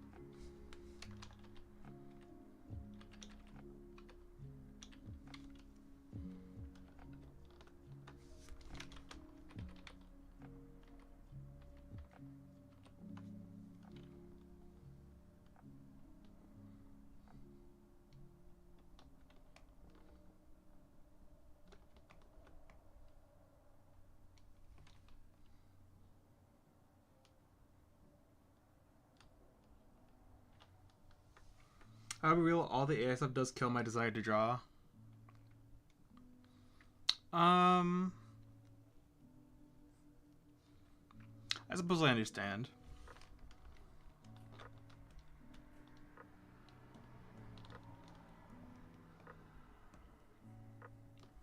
I guess on some level you do have to kind of I guess, like,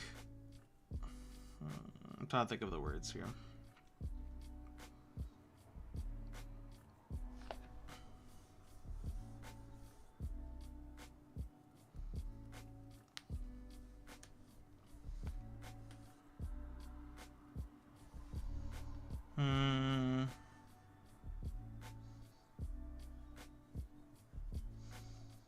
Well, I'll just say this much.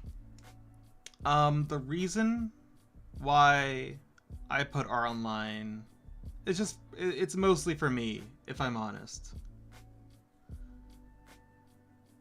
Yeah, exactly. It's exactly what I was trying to.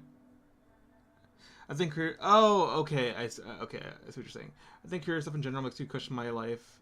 I see my person's working. So I'm basically the exact same way. I have just, I guess, come to terms with the fact that if I want to be able to do it all the time, I need to make a career out of it. I more or less agree with you completely. And I don't think that necessarily this AI stuff gets in the way of that, in the way that you, like, it certainly doesn't not do that, but the AI stuff really only gets in the way of that if you were planning to be corporate about it, if that makes sense. Like, it definitely does suck because it means that corporations are going to make money off of work they will not be paying for. So it is like fucking people over in that sense. There will have to be intellectual property laws about this at some point. There just has to be. But that my point is more that though AI at this point can start to recreate art styles and on some level tell stories, it still won't be the same. It's like, it still won't be the same as you know. And like so for example, my project Rose and Thorn, and AI won't be able to do that for now anyway. But like, how can I put it? I guess for me, so long as I can foreseeably make a living doing what I was doing, this stuff, basically. If I can make a living doing this stuff, this sort of thing, I don't really care that much. No, that's not what I mean. That's not what I mean to say. But like, it doesn't. Not that I don't care, but it doesn't affect me personally too much that an AI might look at my game and be like, recreation in progress .exe. You know what I mean? Like, art style wise anyway. If they could literally just copy my game and, like, you know, make the same thing but like different via AI, that would be an issue, and I understand that completely. But from my perspective, so long as I can still make the worlds I want to make and do the things I want to do and still be able to make money off of it and support myself off of it, which I think is remotely possible now.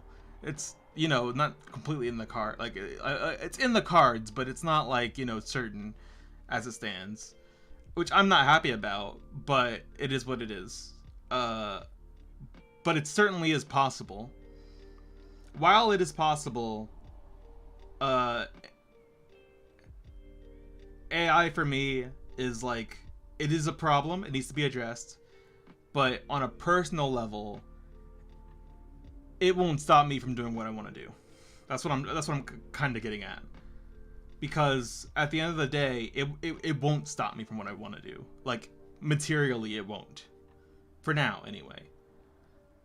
If your purpose is to just draw and just put drawings out there, and like, drawing is your entire thing, like, I know it is some people's entire thing, like, just drawing, making drawings and stuff, not even necessarily comics, just drawings, illustrations, I understand why it's a lot more existentially, like, horrifying for you. So in your realm, you are something of an illustrator. But you have the additional bit about, like, you know, you are also a game developer. So I would try and find solace in that, like, you know, they can't take everything from you. I guess is my point. Yeah, I guess is my point.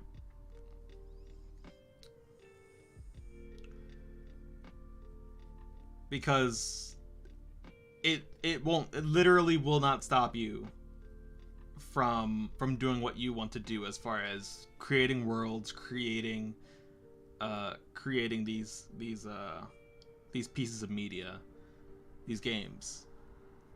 It literally won't stop you from doing that. At least not until they can create an AI that can just make a game from prompts. At least until that happens, you're safe. Existentially, that is. Like, even if they do, like, copy your art style, you're not just your art style, is, I guess, my point.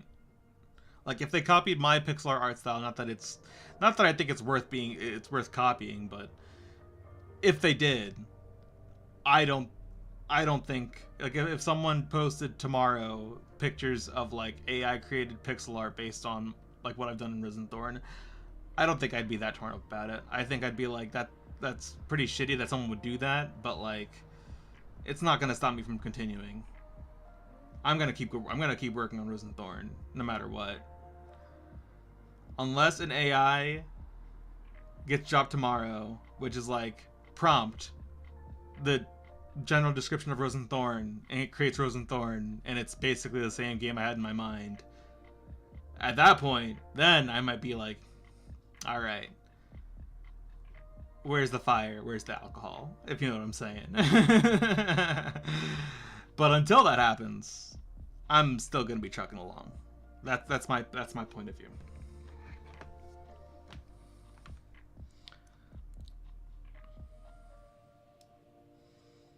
This is very much that was very much a selfish kind of, like, talk about the issue. By the way, I was just voicing my perspective on AI's effect on what I want to do and my motivation. And really, right now, it has zero effect on my motivation. So, yeah, I don't know if that's ignorant of me, but that's where I'm at. That looks pretty nice. This looks pretty nice, I think. Look at him go.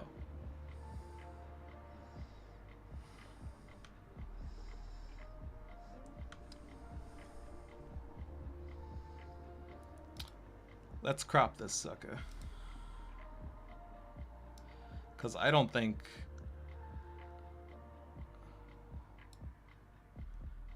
I'm gonna be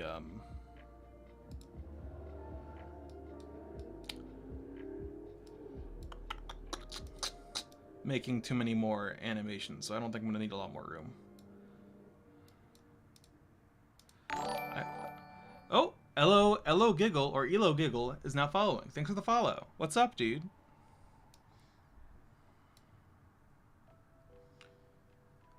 What's up, sir, or madam, or being of indescript gender identity? What's going on?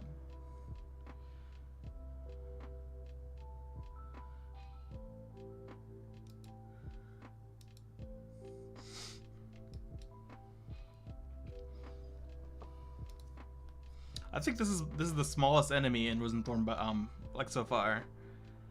It's a little boy.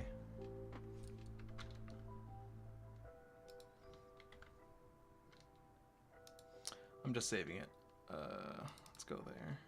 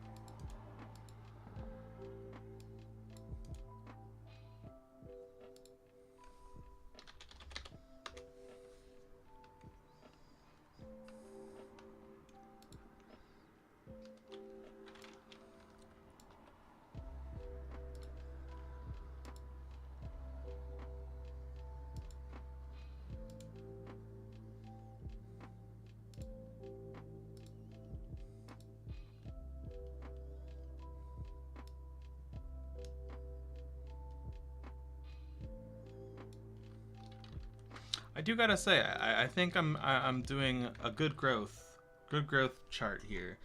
The past couple streams, I've had quite a few more followers than let's see. If I go to my analytics here.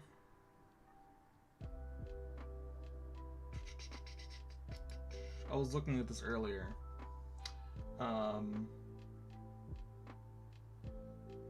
Let's see. Can I change? I can change this to followers, can't I? Looking at a graph here on the right. You guys can't see it. But I'm pretty sure I can change this graph to... Where's the data? There it is, follows.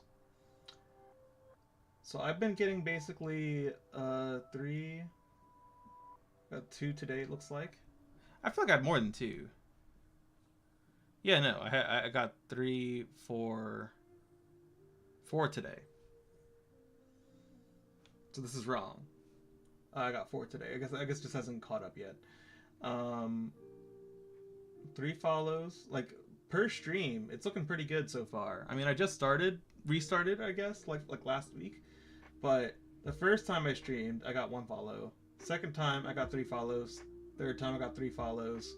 Fourth time, yesterday, I got 1 follow. And then today, I got 4 follows. I feel like that's pretty good. I was looking at normal Twitch growth.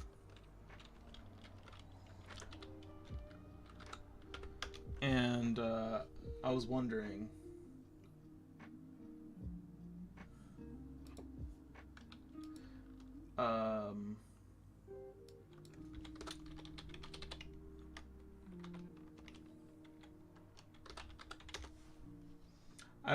I forget why I was looking at this. I think I might have just I was trying to find something else, and I happened to come across like an analysis about Twitch growth. Where? I actually can't find it. I found it pretty easy last time. Let me see. But I did look at my history.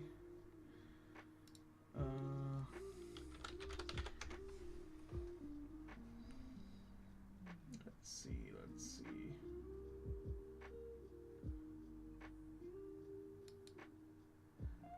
Oh, okay. No, I did specifically look for this average a follower growth.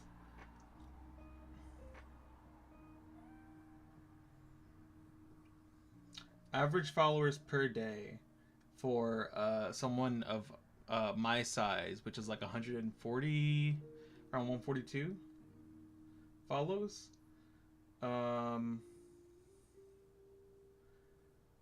It's 0.04 per day, and I think I'm destroying that ratio. That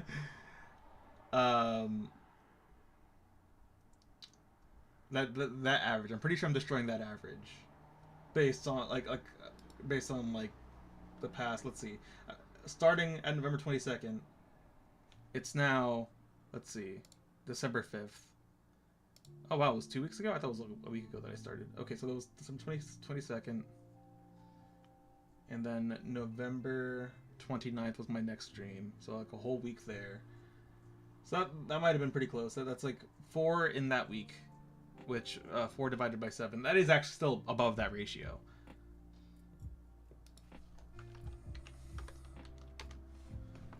Yeah, they're still destroying that ratio. So since then, though, let's see. So since the 22nd, I've had a total of 10 follows, looks like. So 10 follows over the course of 7, 14, basically 3 weeks, 21.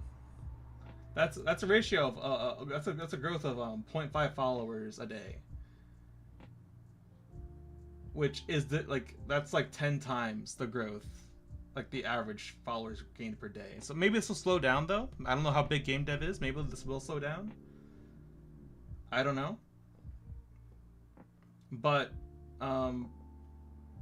like a 0.5 follower per day growth thing, that's looks like that's seen normally by like 1,000 to 2,000 ish followers. So that's pretty interesting. That's a pretty interesting little thing. I don't know how accurate this is, but I mean, maybe for, I don't know how these stats were gained, but I found someone who did a whole analysis. There's some nice graphs. I don't know if they like literally just averaged out all Twitch accounts, because if they did, then maybe this isn't exceptional. I don't know if they like, you know, did I don't know if they did like medians and stuff. Because of course, if they just took the average Twitch channel with like little to no regard of like, you know, the bell curve, then I could see this not actually being exceptional, and in fact, if like this could be an average type beat. Goodness, that's like, yeah, I'm just curious about it, basically. I think it's like good to know what my experience is versus the average, just to understand this sort of thing. I don't know what I could be doing that is affecting it. I don't know if this is just, you know, game dev. The game dev tag is I don't know if maybe that has something to do with it. It could very well. It could be that game dev people who frequent the game dev tag follow often, but there's not that many of them. I could definitely see that being the case. It's certainly possible.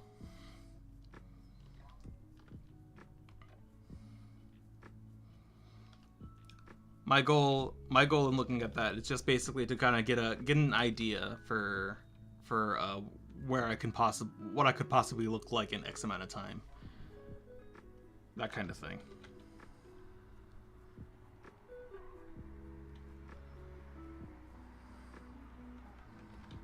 But anyway, let's get back to doing this. Try to talk and do this at the same time. Maybe.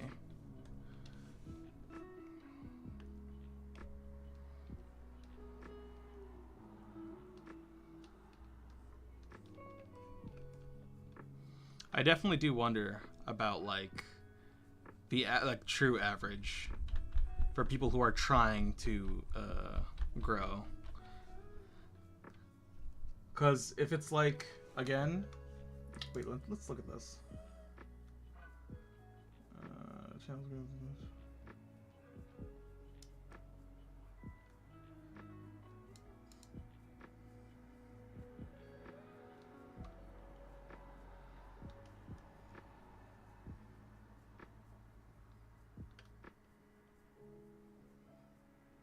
Okay, yeah, this was just a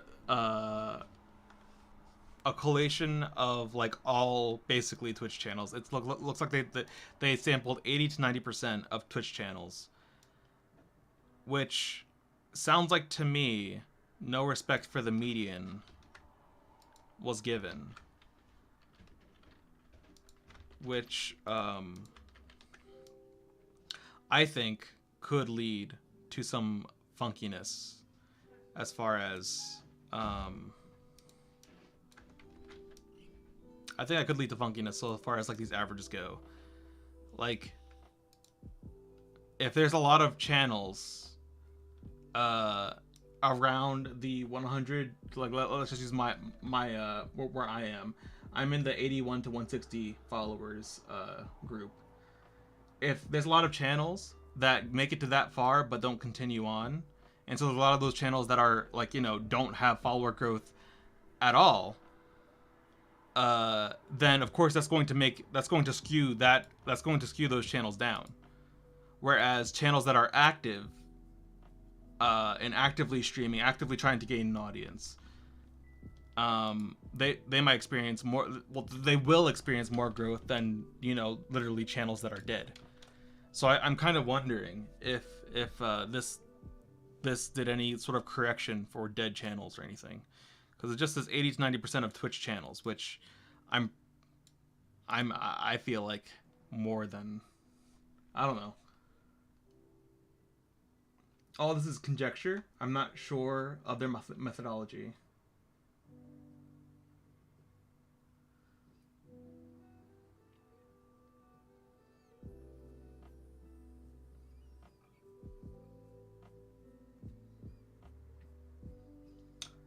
Yeah, it's hard for me to tell anything about like if they respected that kind of idea here. I wonder if I could just message them. Looks like they have a Patreon. Just out of curiosity. I don't know if I will. I don't know if I might design myself a VTuber. Cool, cool. I mean that's low key the reward for getting me to 200 followers. So if you show my name by 200 followers, I will become some sort of VTuber for a little while. That was an old this was an old thing that I decided. I actually really like the bar. I'm gonna keep the bar for other things. This is probably the coolest bar ever.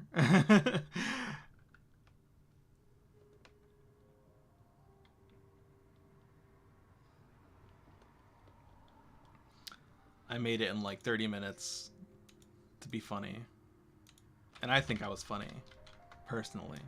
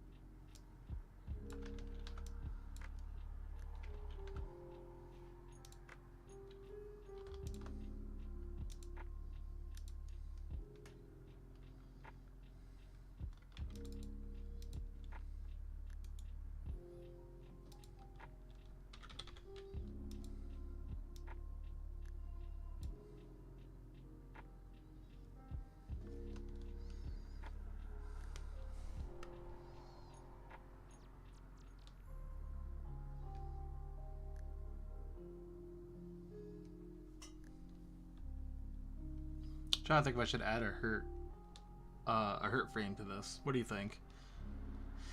Anyone out there have any opinions about adding a hurt frame to this this here bug boy?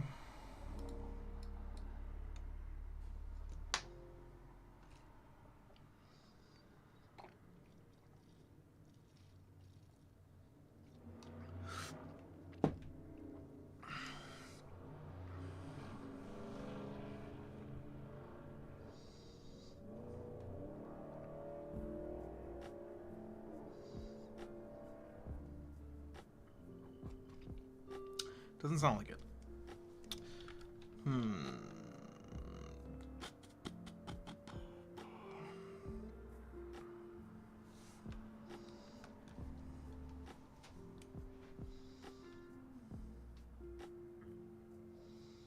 Yeah, why not?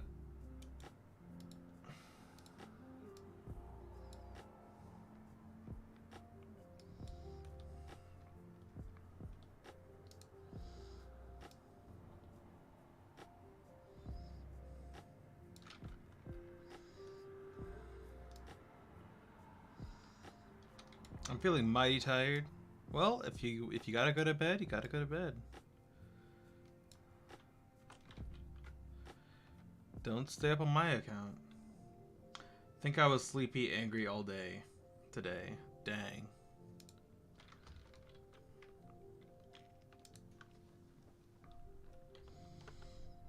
Gotta take care of yourself.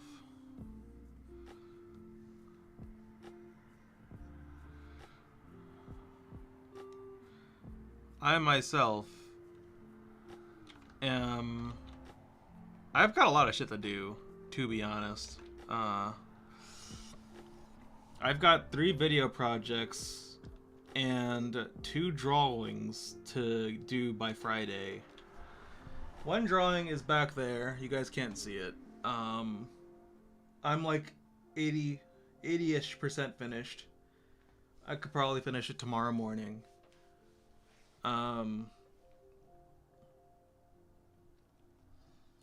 One video project I'm going to try to do by tonight. Just get it out of the way. Second video project is the trailer thing that I've been working on stream. We saw one of them, right? The drawings? No. These drawings that I gotta get done? No, you haven't. The drawing that I got done the other day.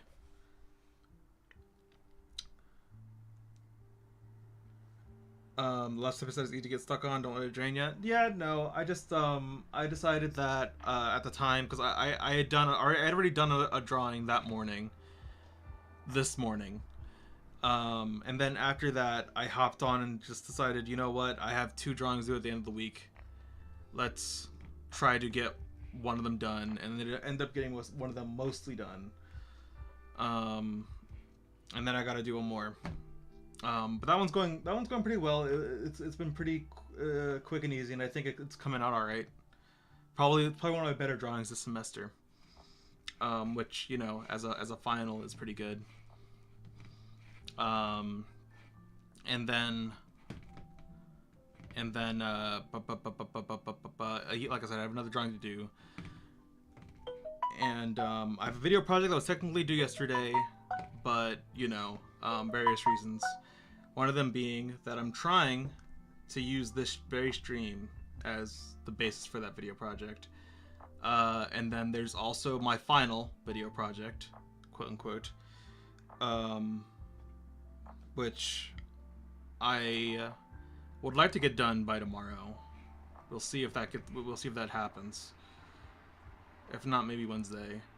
But I haven't actually worked this week yet, so I was out sick today. But at the same time, because of my part-time schedule, I could technically work at some other point in the week. But maybe I'll just be like, I've got too many things to do, and just take a sick day for being sick yesterday. But keep it as today, because that's part of the reason why I took off today, so I don't have to go to work, is because, well, 1, I have a lot of shit to do, and 2, I was sick yesterday, and that got in the way of things, actually. So I do have a lot of shit to do this week, so maybe I'll just eat a day And then maybe I'll try to go in towards the end of the week or something. We'll see. I'm gonna keep at it. I'm gonna keep at this though. I'm feeling pretty good. It's 9:49. Stream for 3 hours. Not too bad. I think I might try to stream for an hour longer.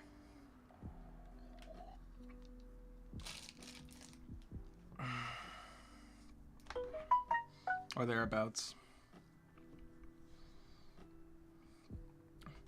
Maybe 30 minutes. We'll see. We'll see how I feel in 30 minutes. And how slow the stream is.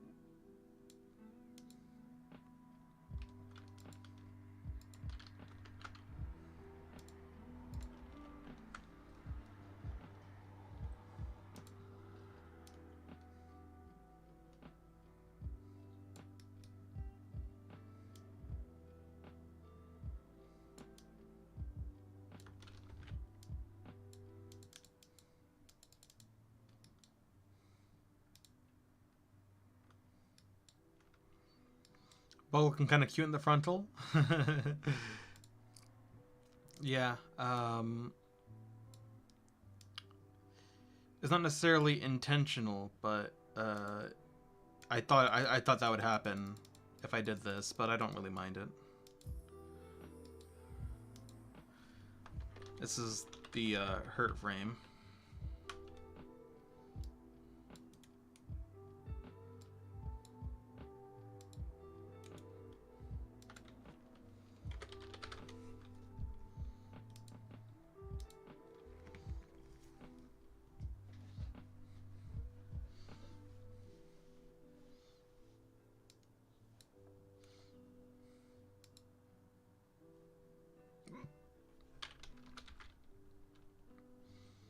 I haven't made a hurt frame for the more advanced, not the more advanced, for the ground bound ones. Ow, the hiccup got me.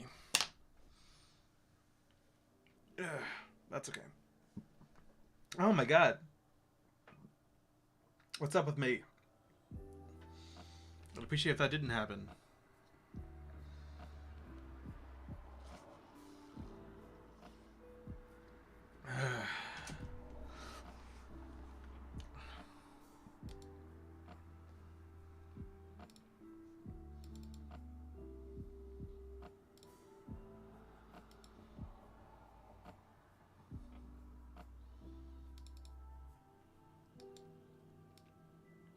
Wait, no, I did make a hurt thing for these guys. Huh. Very good. Love to see it. So, did I make a hurt frame for... no, I think I made a hurt frame for all of them, actually. Pog.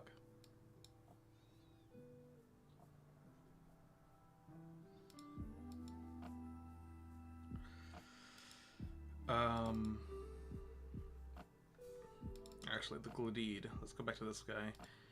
That's not very good. This is a decent hurt frame, but not a very good death frame. So I'm gonna just rename this to hurt.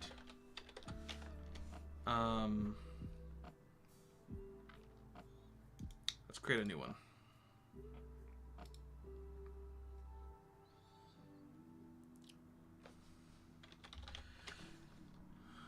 Oh.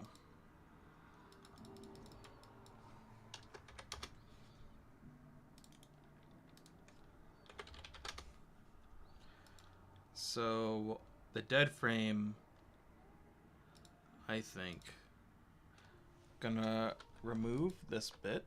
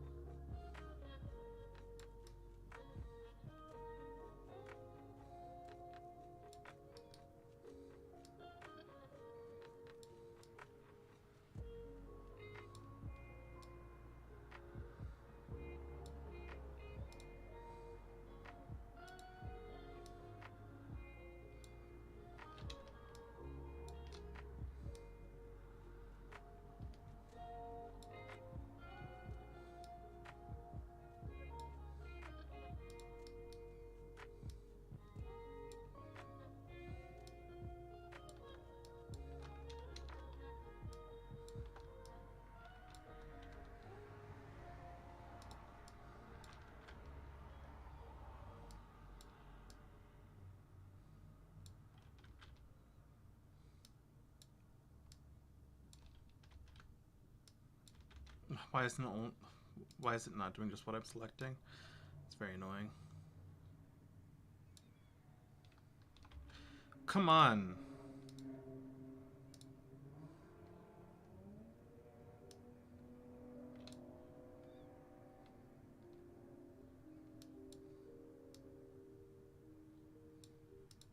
There we go.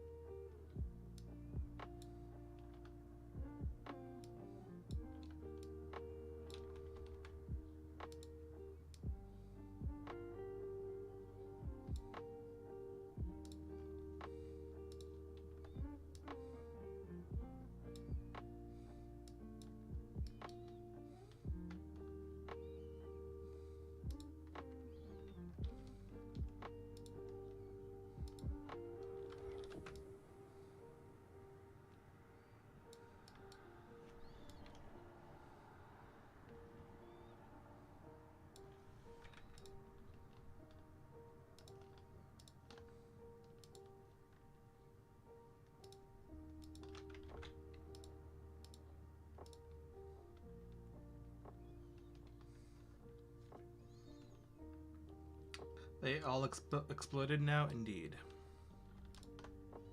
That is the idea. Something like that, anyway.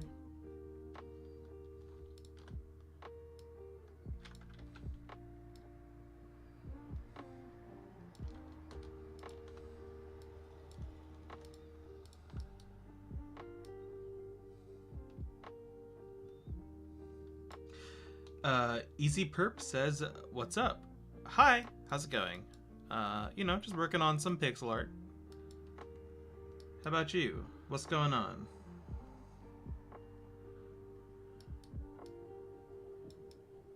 Let's use my tablet pen.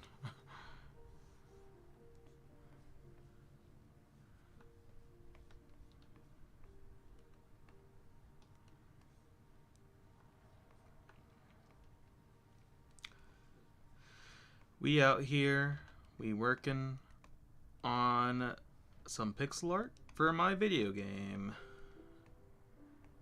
How'd you find the stream? I'm curious about how people find the stream, if it's like through Twitter or if they're just browsing Gamedev.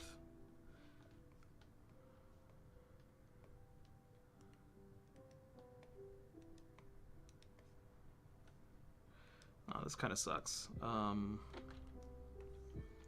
Okay, you know, let's just erase it. Let's see if this gives us anything. It's not bad. That one's alright. Yeah, kind of like that. It's a bit too long, but that's easy.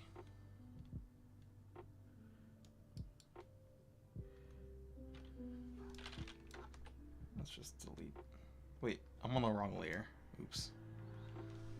These things happen. But going to the right layer will be easy enough.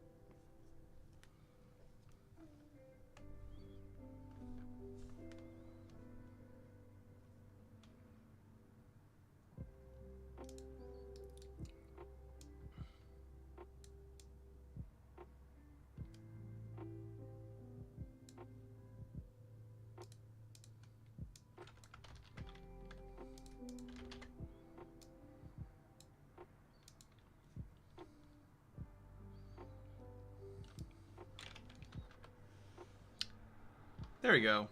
That looks properly dead. Love to see it. One thing I should change about these guys is I should make their eyes.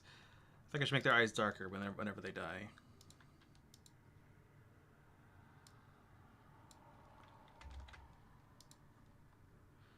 This one doesn't count because it's kind of backwards, so that's fine.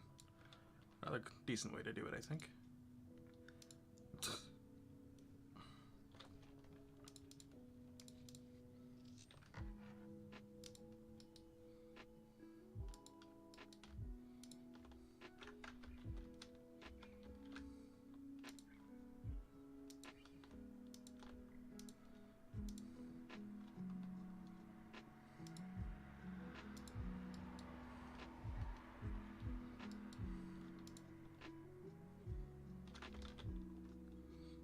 Any other dead guys that I could find?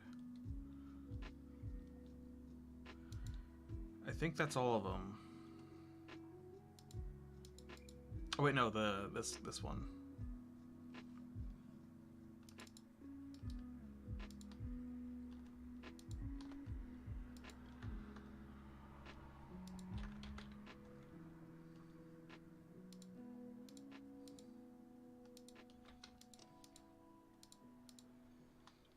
Oh, let's go. What? Little raid? Oh, we got a raid? Where? Where's the raid? I didn't see it. Yeah, baby raid? I didn't see it. What the heck? Why didn't I see it?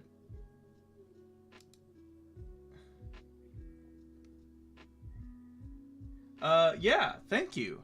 How's it going, guys? I don't... Ragnarok Aesthetic, is that... Are you who raided me? Thanks for the raid.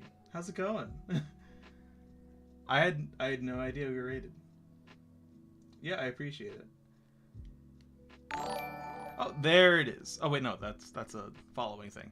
Thanks for the follow. Appreciate it. Yeah, we're just hanging out. I'm doing a little bit of pixel art for my video game.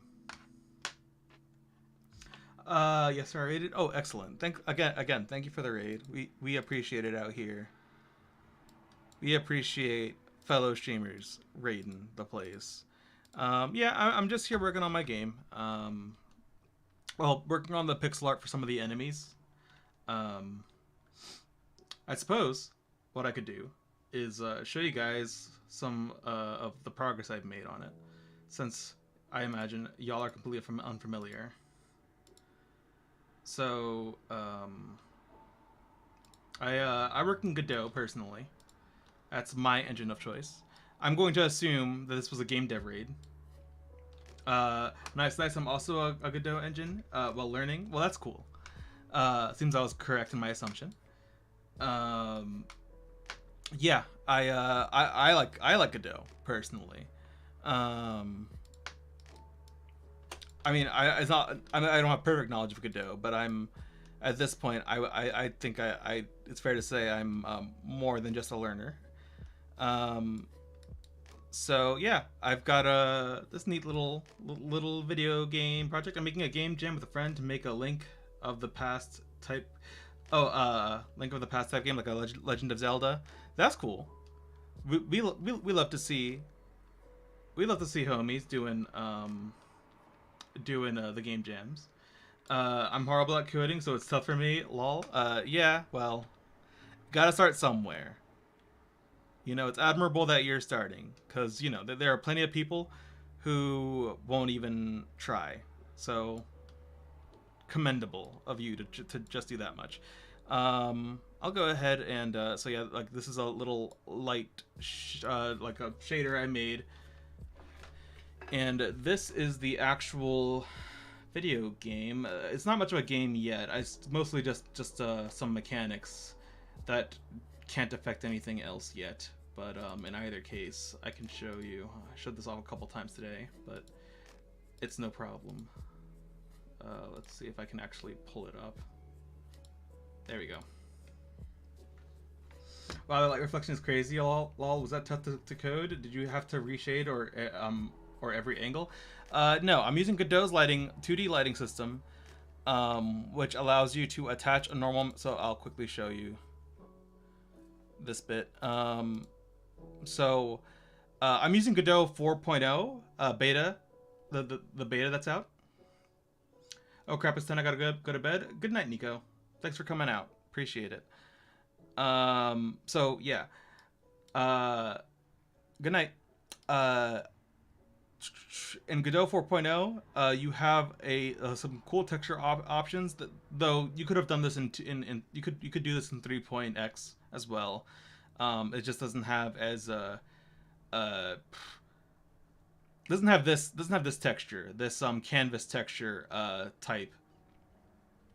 The beta broke my 3.5 game. Good thing I duplicated. Lol. Yeah, it will break it. You can convert it over. Like my project was originally a 3.x game, a Godot 3.x game. But I converted it over because I'm still really early in development when all's said and done, so it wasn't too bad. Uh, in either case, so all you really need is a normal map, and if you just have a normal map, then the 2D lighting works out of the tin without any additional programming.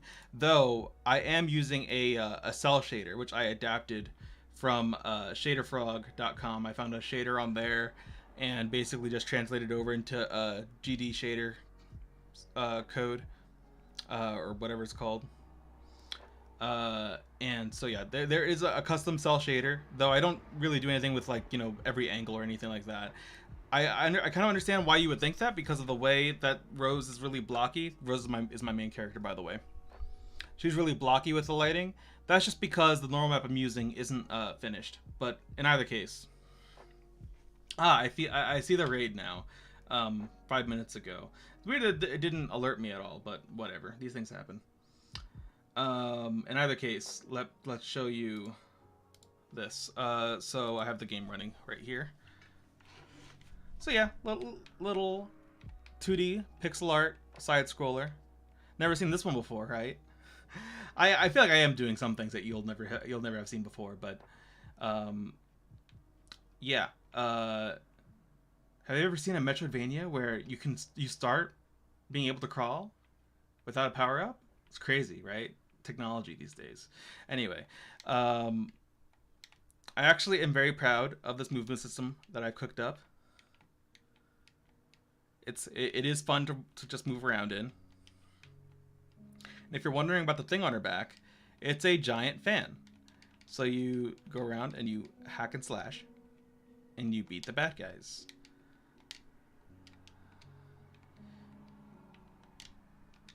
Then you also have this needle attack. Oh, right. I was like, why is that so short? It's hitting this. These things are hitbox enabled. So this is actually interesting because that's not a projectile. It is a texture that I'm stretching out, or maybe it's a line 2D or something like that. Wow, I want to get on that level. Well, all it takes is I guess practice. I feel like it's the wrong word for it. It takes more just like learning, time, effort, which I guess practice sort of encompasses. It's just that it's weird to say to practice coding. I guess you can. I guess you can say practice. I guess that's fine. But yeah, we're working out here. Don't worry, dude. It sounds like you're just starting out. I am a college graduate in computer science. I'm a software engineer by profession for a couple of years now. So, I've got a lot of time under my belt as far as programming goes. And I've also drawn for a long time. So, I don't think I'm a great artist, but not too shabby. In either case, you'll get there too. Ain't no thing. You'll do all right. I appreciate though the kind words. Yeah, you got the experience. I'm just a desktop support guy.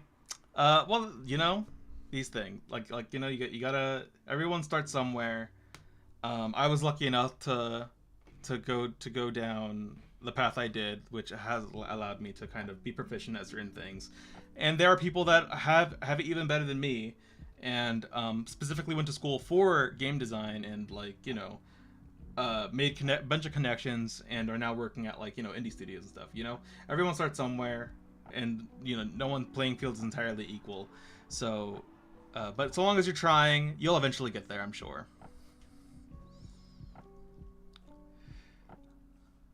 I don't like the color of this eye. I don't like this color. Let's try to figure out a better one. Maybe that's good. Living, dead. Yeah, I think that's good enough. There we go. Just have to find a bit of a softer or change instead of such a stark difference, because it started to look a bit muddy down here. But anyway, let's see. It's 10:15.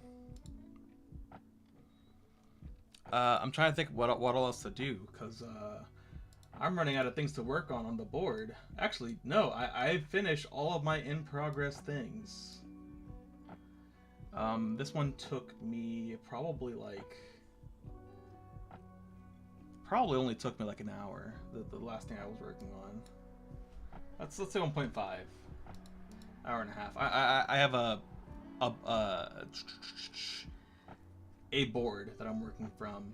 I use Hack and Plan. I don't know if any of you are familiar, but quick question: how do you add labels on top of Sprite? Oh, yeah, it's a neat little thing. If you right-click, you see New Tag. The tags are your labels. So just to show you, I'll add a new frame. Get this out of that. If I hit New Tag, I can name it whatever, and there you go. And yeah, you can just delete it too. And you can change where it goes to, so I can make this tag go from 4 to 5. I'm gonna step back to 9. No problem.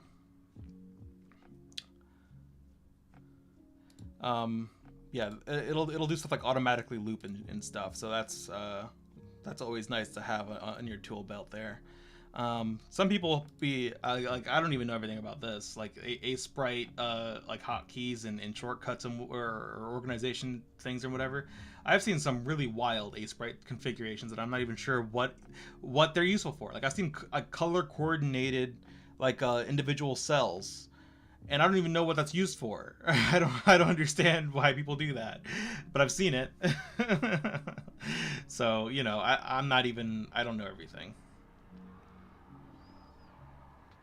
But that is certainly useful. The tags, that is certainly useful. I actually created my own script. If I go to File, Scripts, oh, you can't actually see that. Well, just believe me that I made an Sprite script to actually export each of these tags as its own file, like its own like PNG. Sprite sheet, because that's just my workflow into Godot. I don't like to have a big old clunky work like a sprite sheet. I like to have each animation is its own sprite sheet, and then using Godot's animation system, I just animate. I'll show you real quick.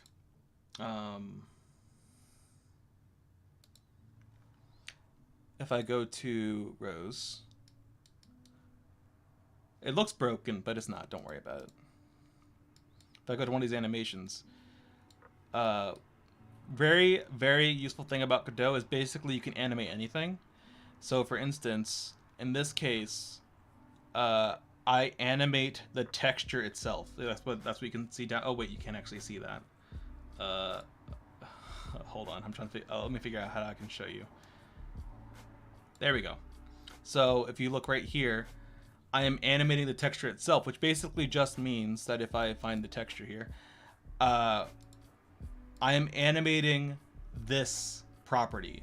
So if I go to a different animation, for example, let's say idle, it changes the texture. And that's just the way I like to work. Everyone has different, you know, processes and workflows. I like this just because it makes it really clear where I'm at in an animation, instead of having a huge sprite sheet where I have to see, like, you know, where on what frame, like on what part of the horizontal and vertical axis are each of these sprites, and where what. I don't like to do all that. It seems like too much work, where I can just have a bunch of these images and like they're you know, they're not too big. It's whatever. I don't mind. It's pixel art. It's a pixel art game. Maybe if I was like, you know, making a high-res game, a high-res 2D game, I'd have to worry about this kind of thing. But I don't really think I need to worry about that kind of thing with what I'm doing. So, yeah. Anyway, that was just a kind of diatribe. Because honestly, I don't know what else I'll do tonight. I kind of don't feel like programming right now. I was thinking about like maybe I'll program, but then I finished all the animations that I want to finish tonight, and I'm tired, to be honest. So, like if I had more animation stuff to work on, I would. Actually, I guess I could, because I decided that one of my enemies here is actually going to be a boss or a mini boss, something like that, because it's too big. I didn't realize how big I made it. So this wasp enemy, right? It looks nice, right? So it's a differently colored than you'd expect wasp type beat.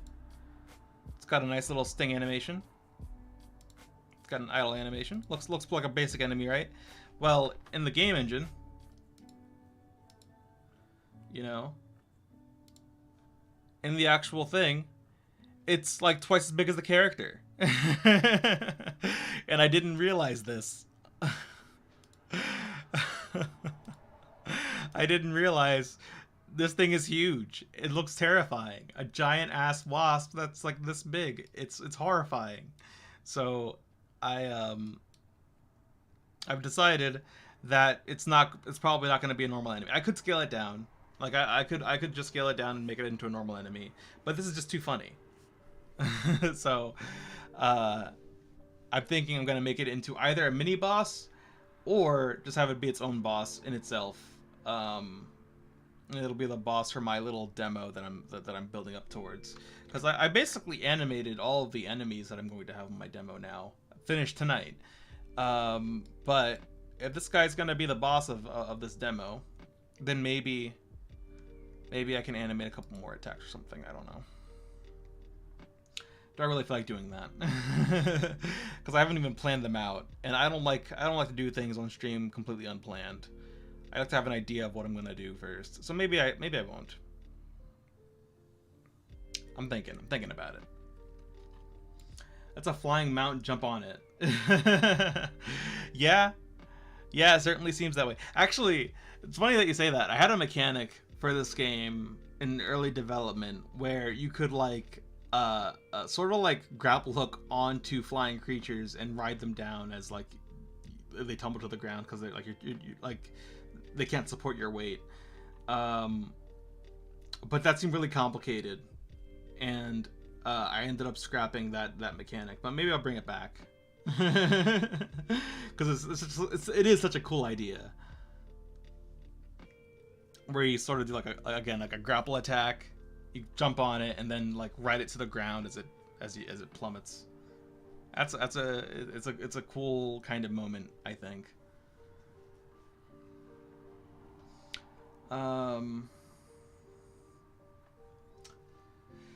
Let's see. What do you guys think? What kind of animation suits this wasp guy? You have any opinions about that?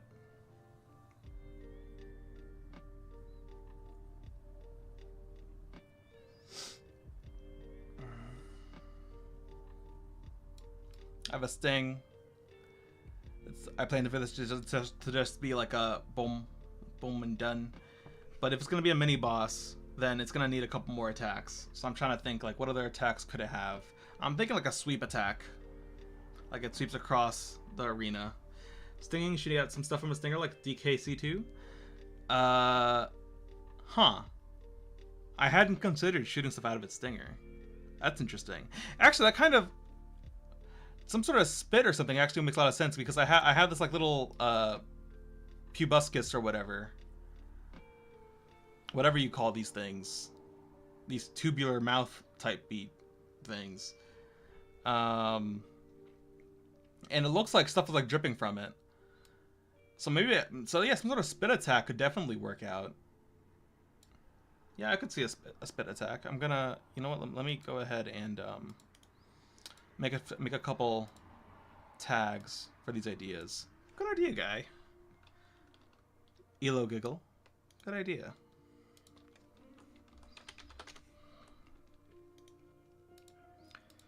A wing attack. I'm not sure if that makes. I'm not sure if this guy is the one to have a wing attack. Just because insect wings don't tend to be very strong. I don't think they generate so much gust. Like I think they generate just barely enough to get them off the ground. It's not like, you know, like a dragon wing, which that evokes a lot more of a powerful energy, where like, you know, it could do a wing blast. I'm a bit more spotty about like, you know, something like a wasp doing a wing attack.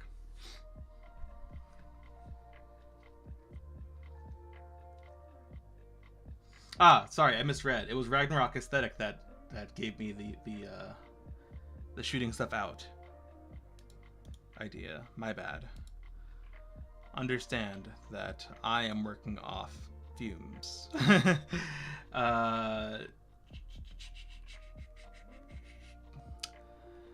I'm thinking a dive. So we have a sting, which is just a little bit of a boop.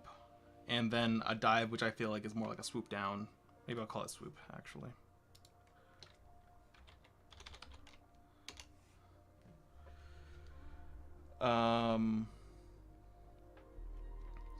Spit, swoop, and sting. That sounds pretty good for, like, you know, the first boss.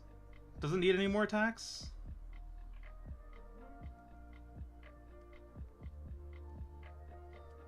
I'm trying to think. Does it really need any more attacks?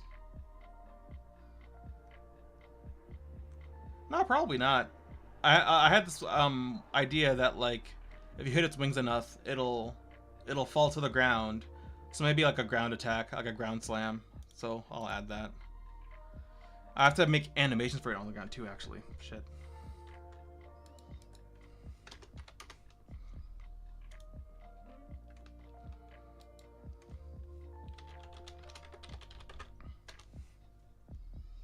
So I need an idle for the ground.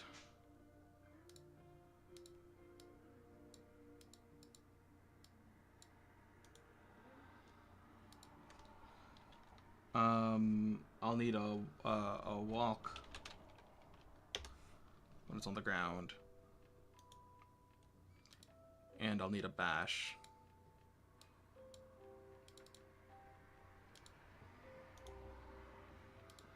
Maybe a charge attack too.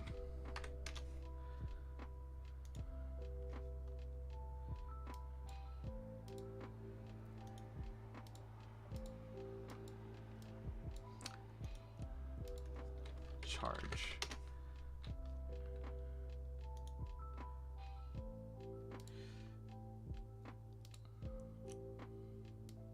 And I'll also create some idea for a death in the air. So if you kill it when it's in the air, and then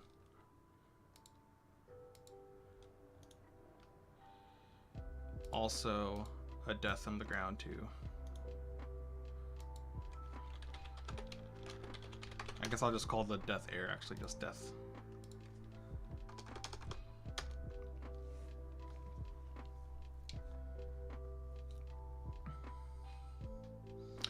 Anything else? Anything else?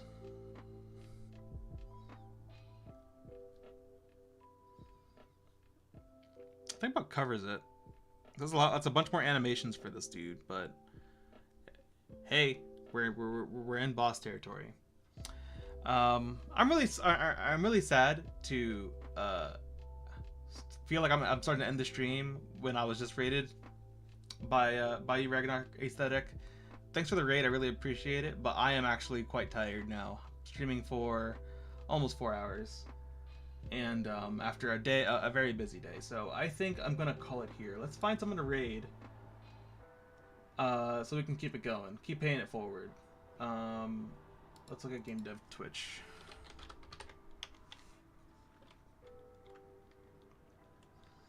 Yeah, thanks again. Thanks for coming out. Thanks for the follow. Really appreciate you.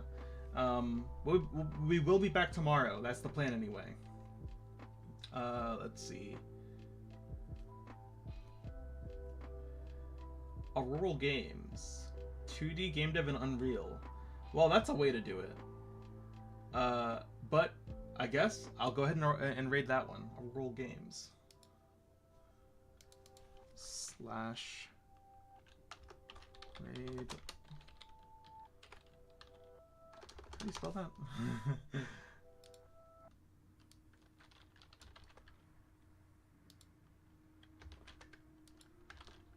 It didn't take. 1 second.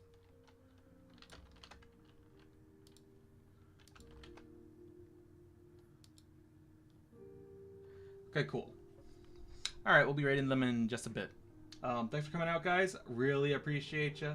And I will see you guys tomorrow. Have an excellent night. Bye now.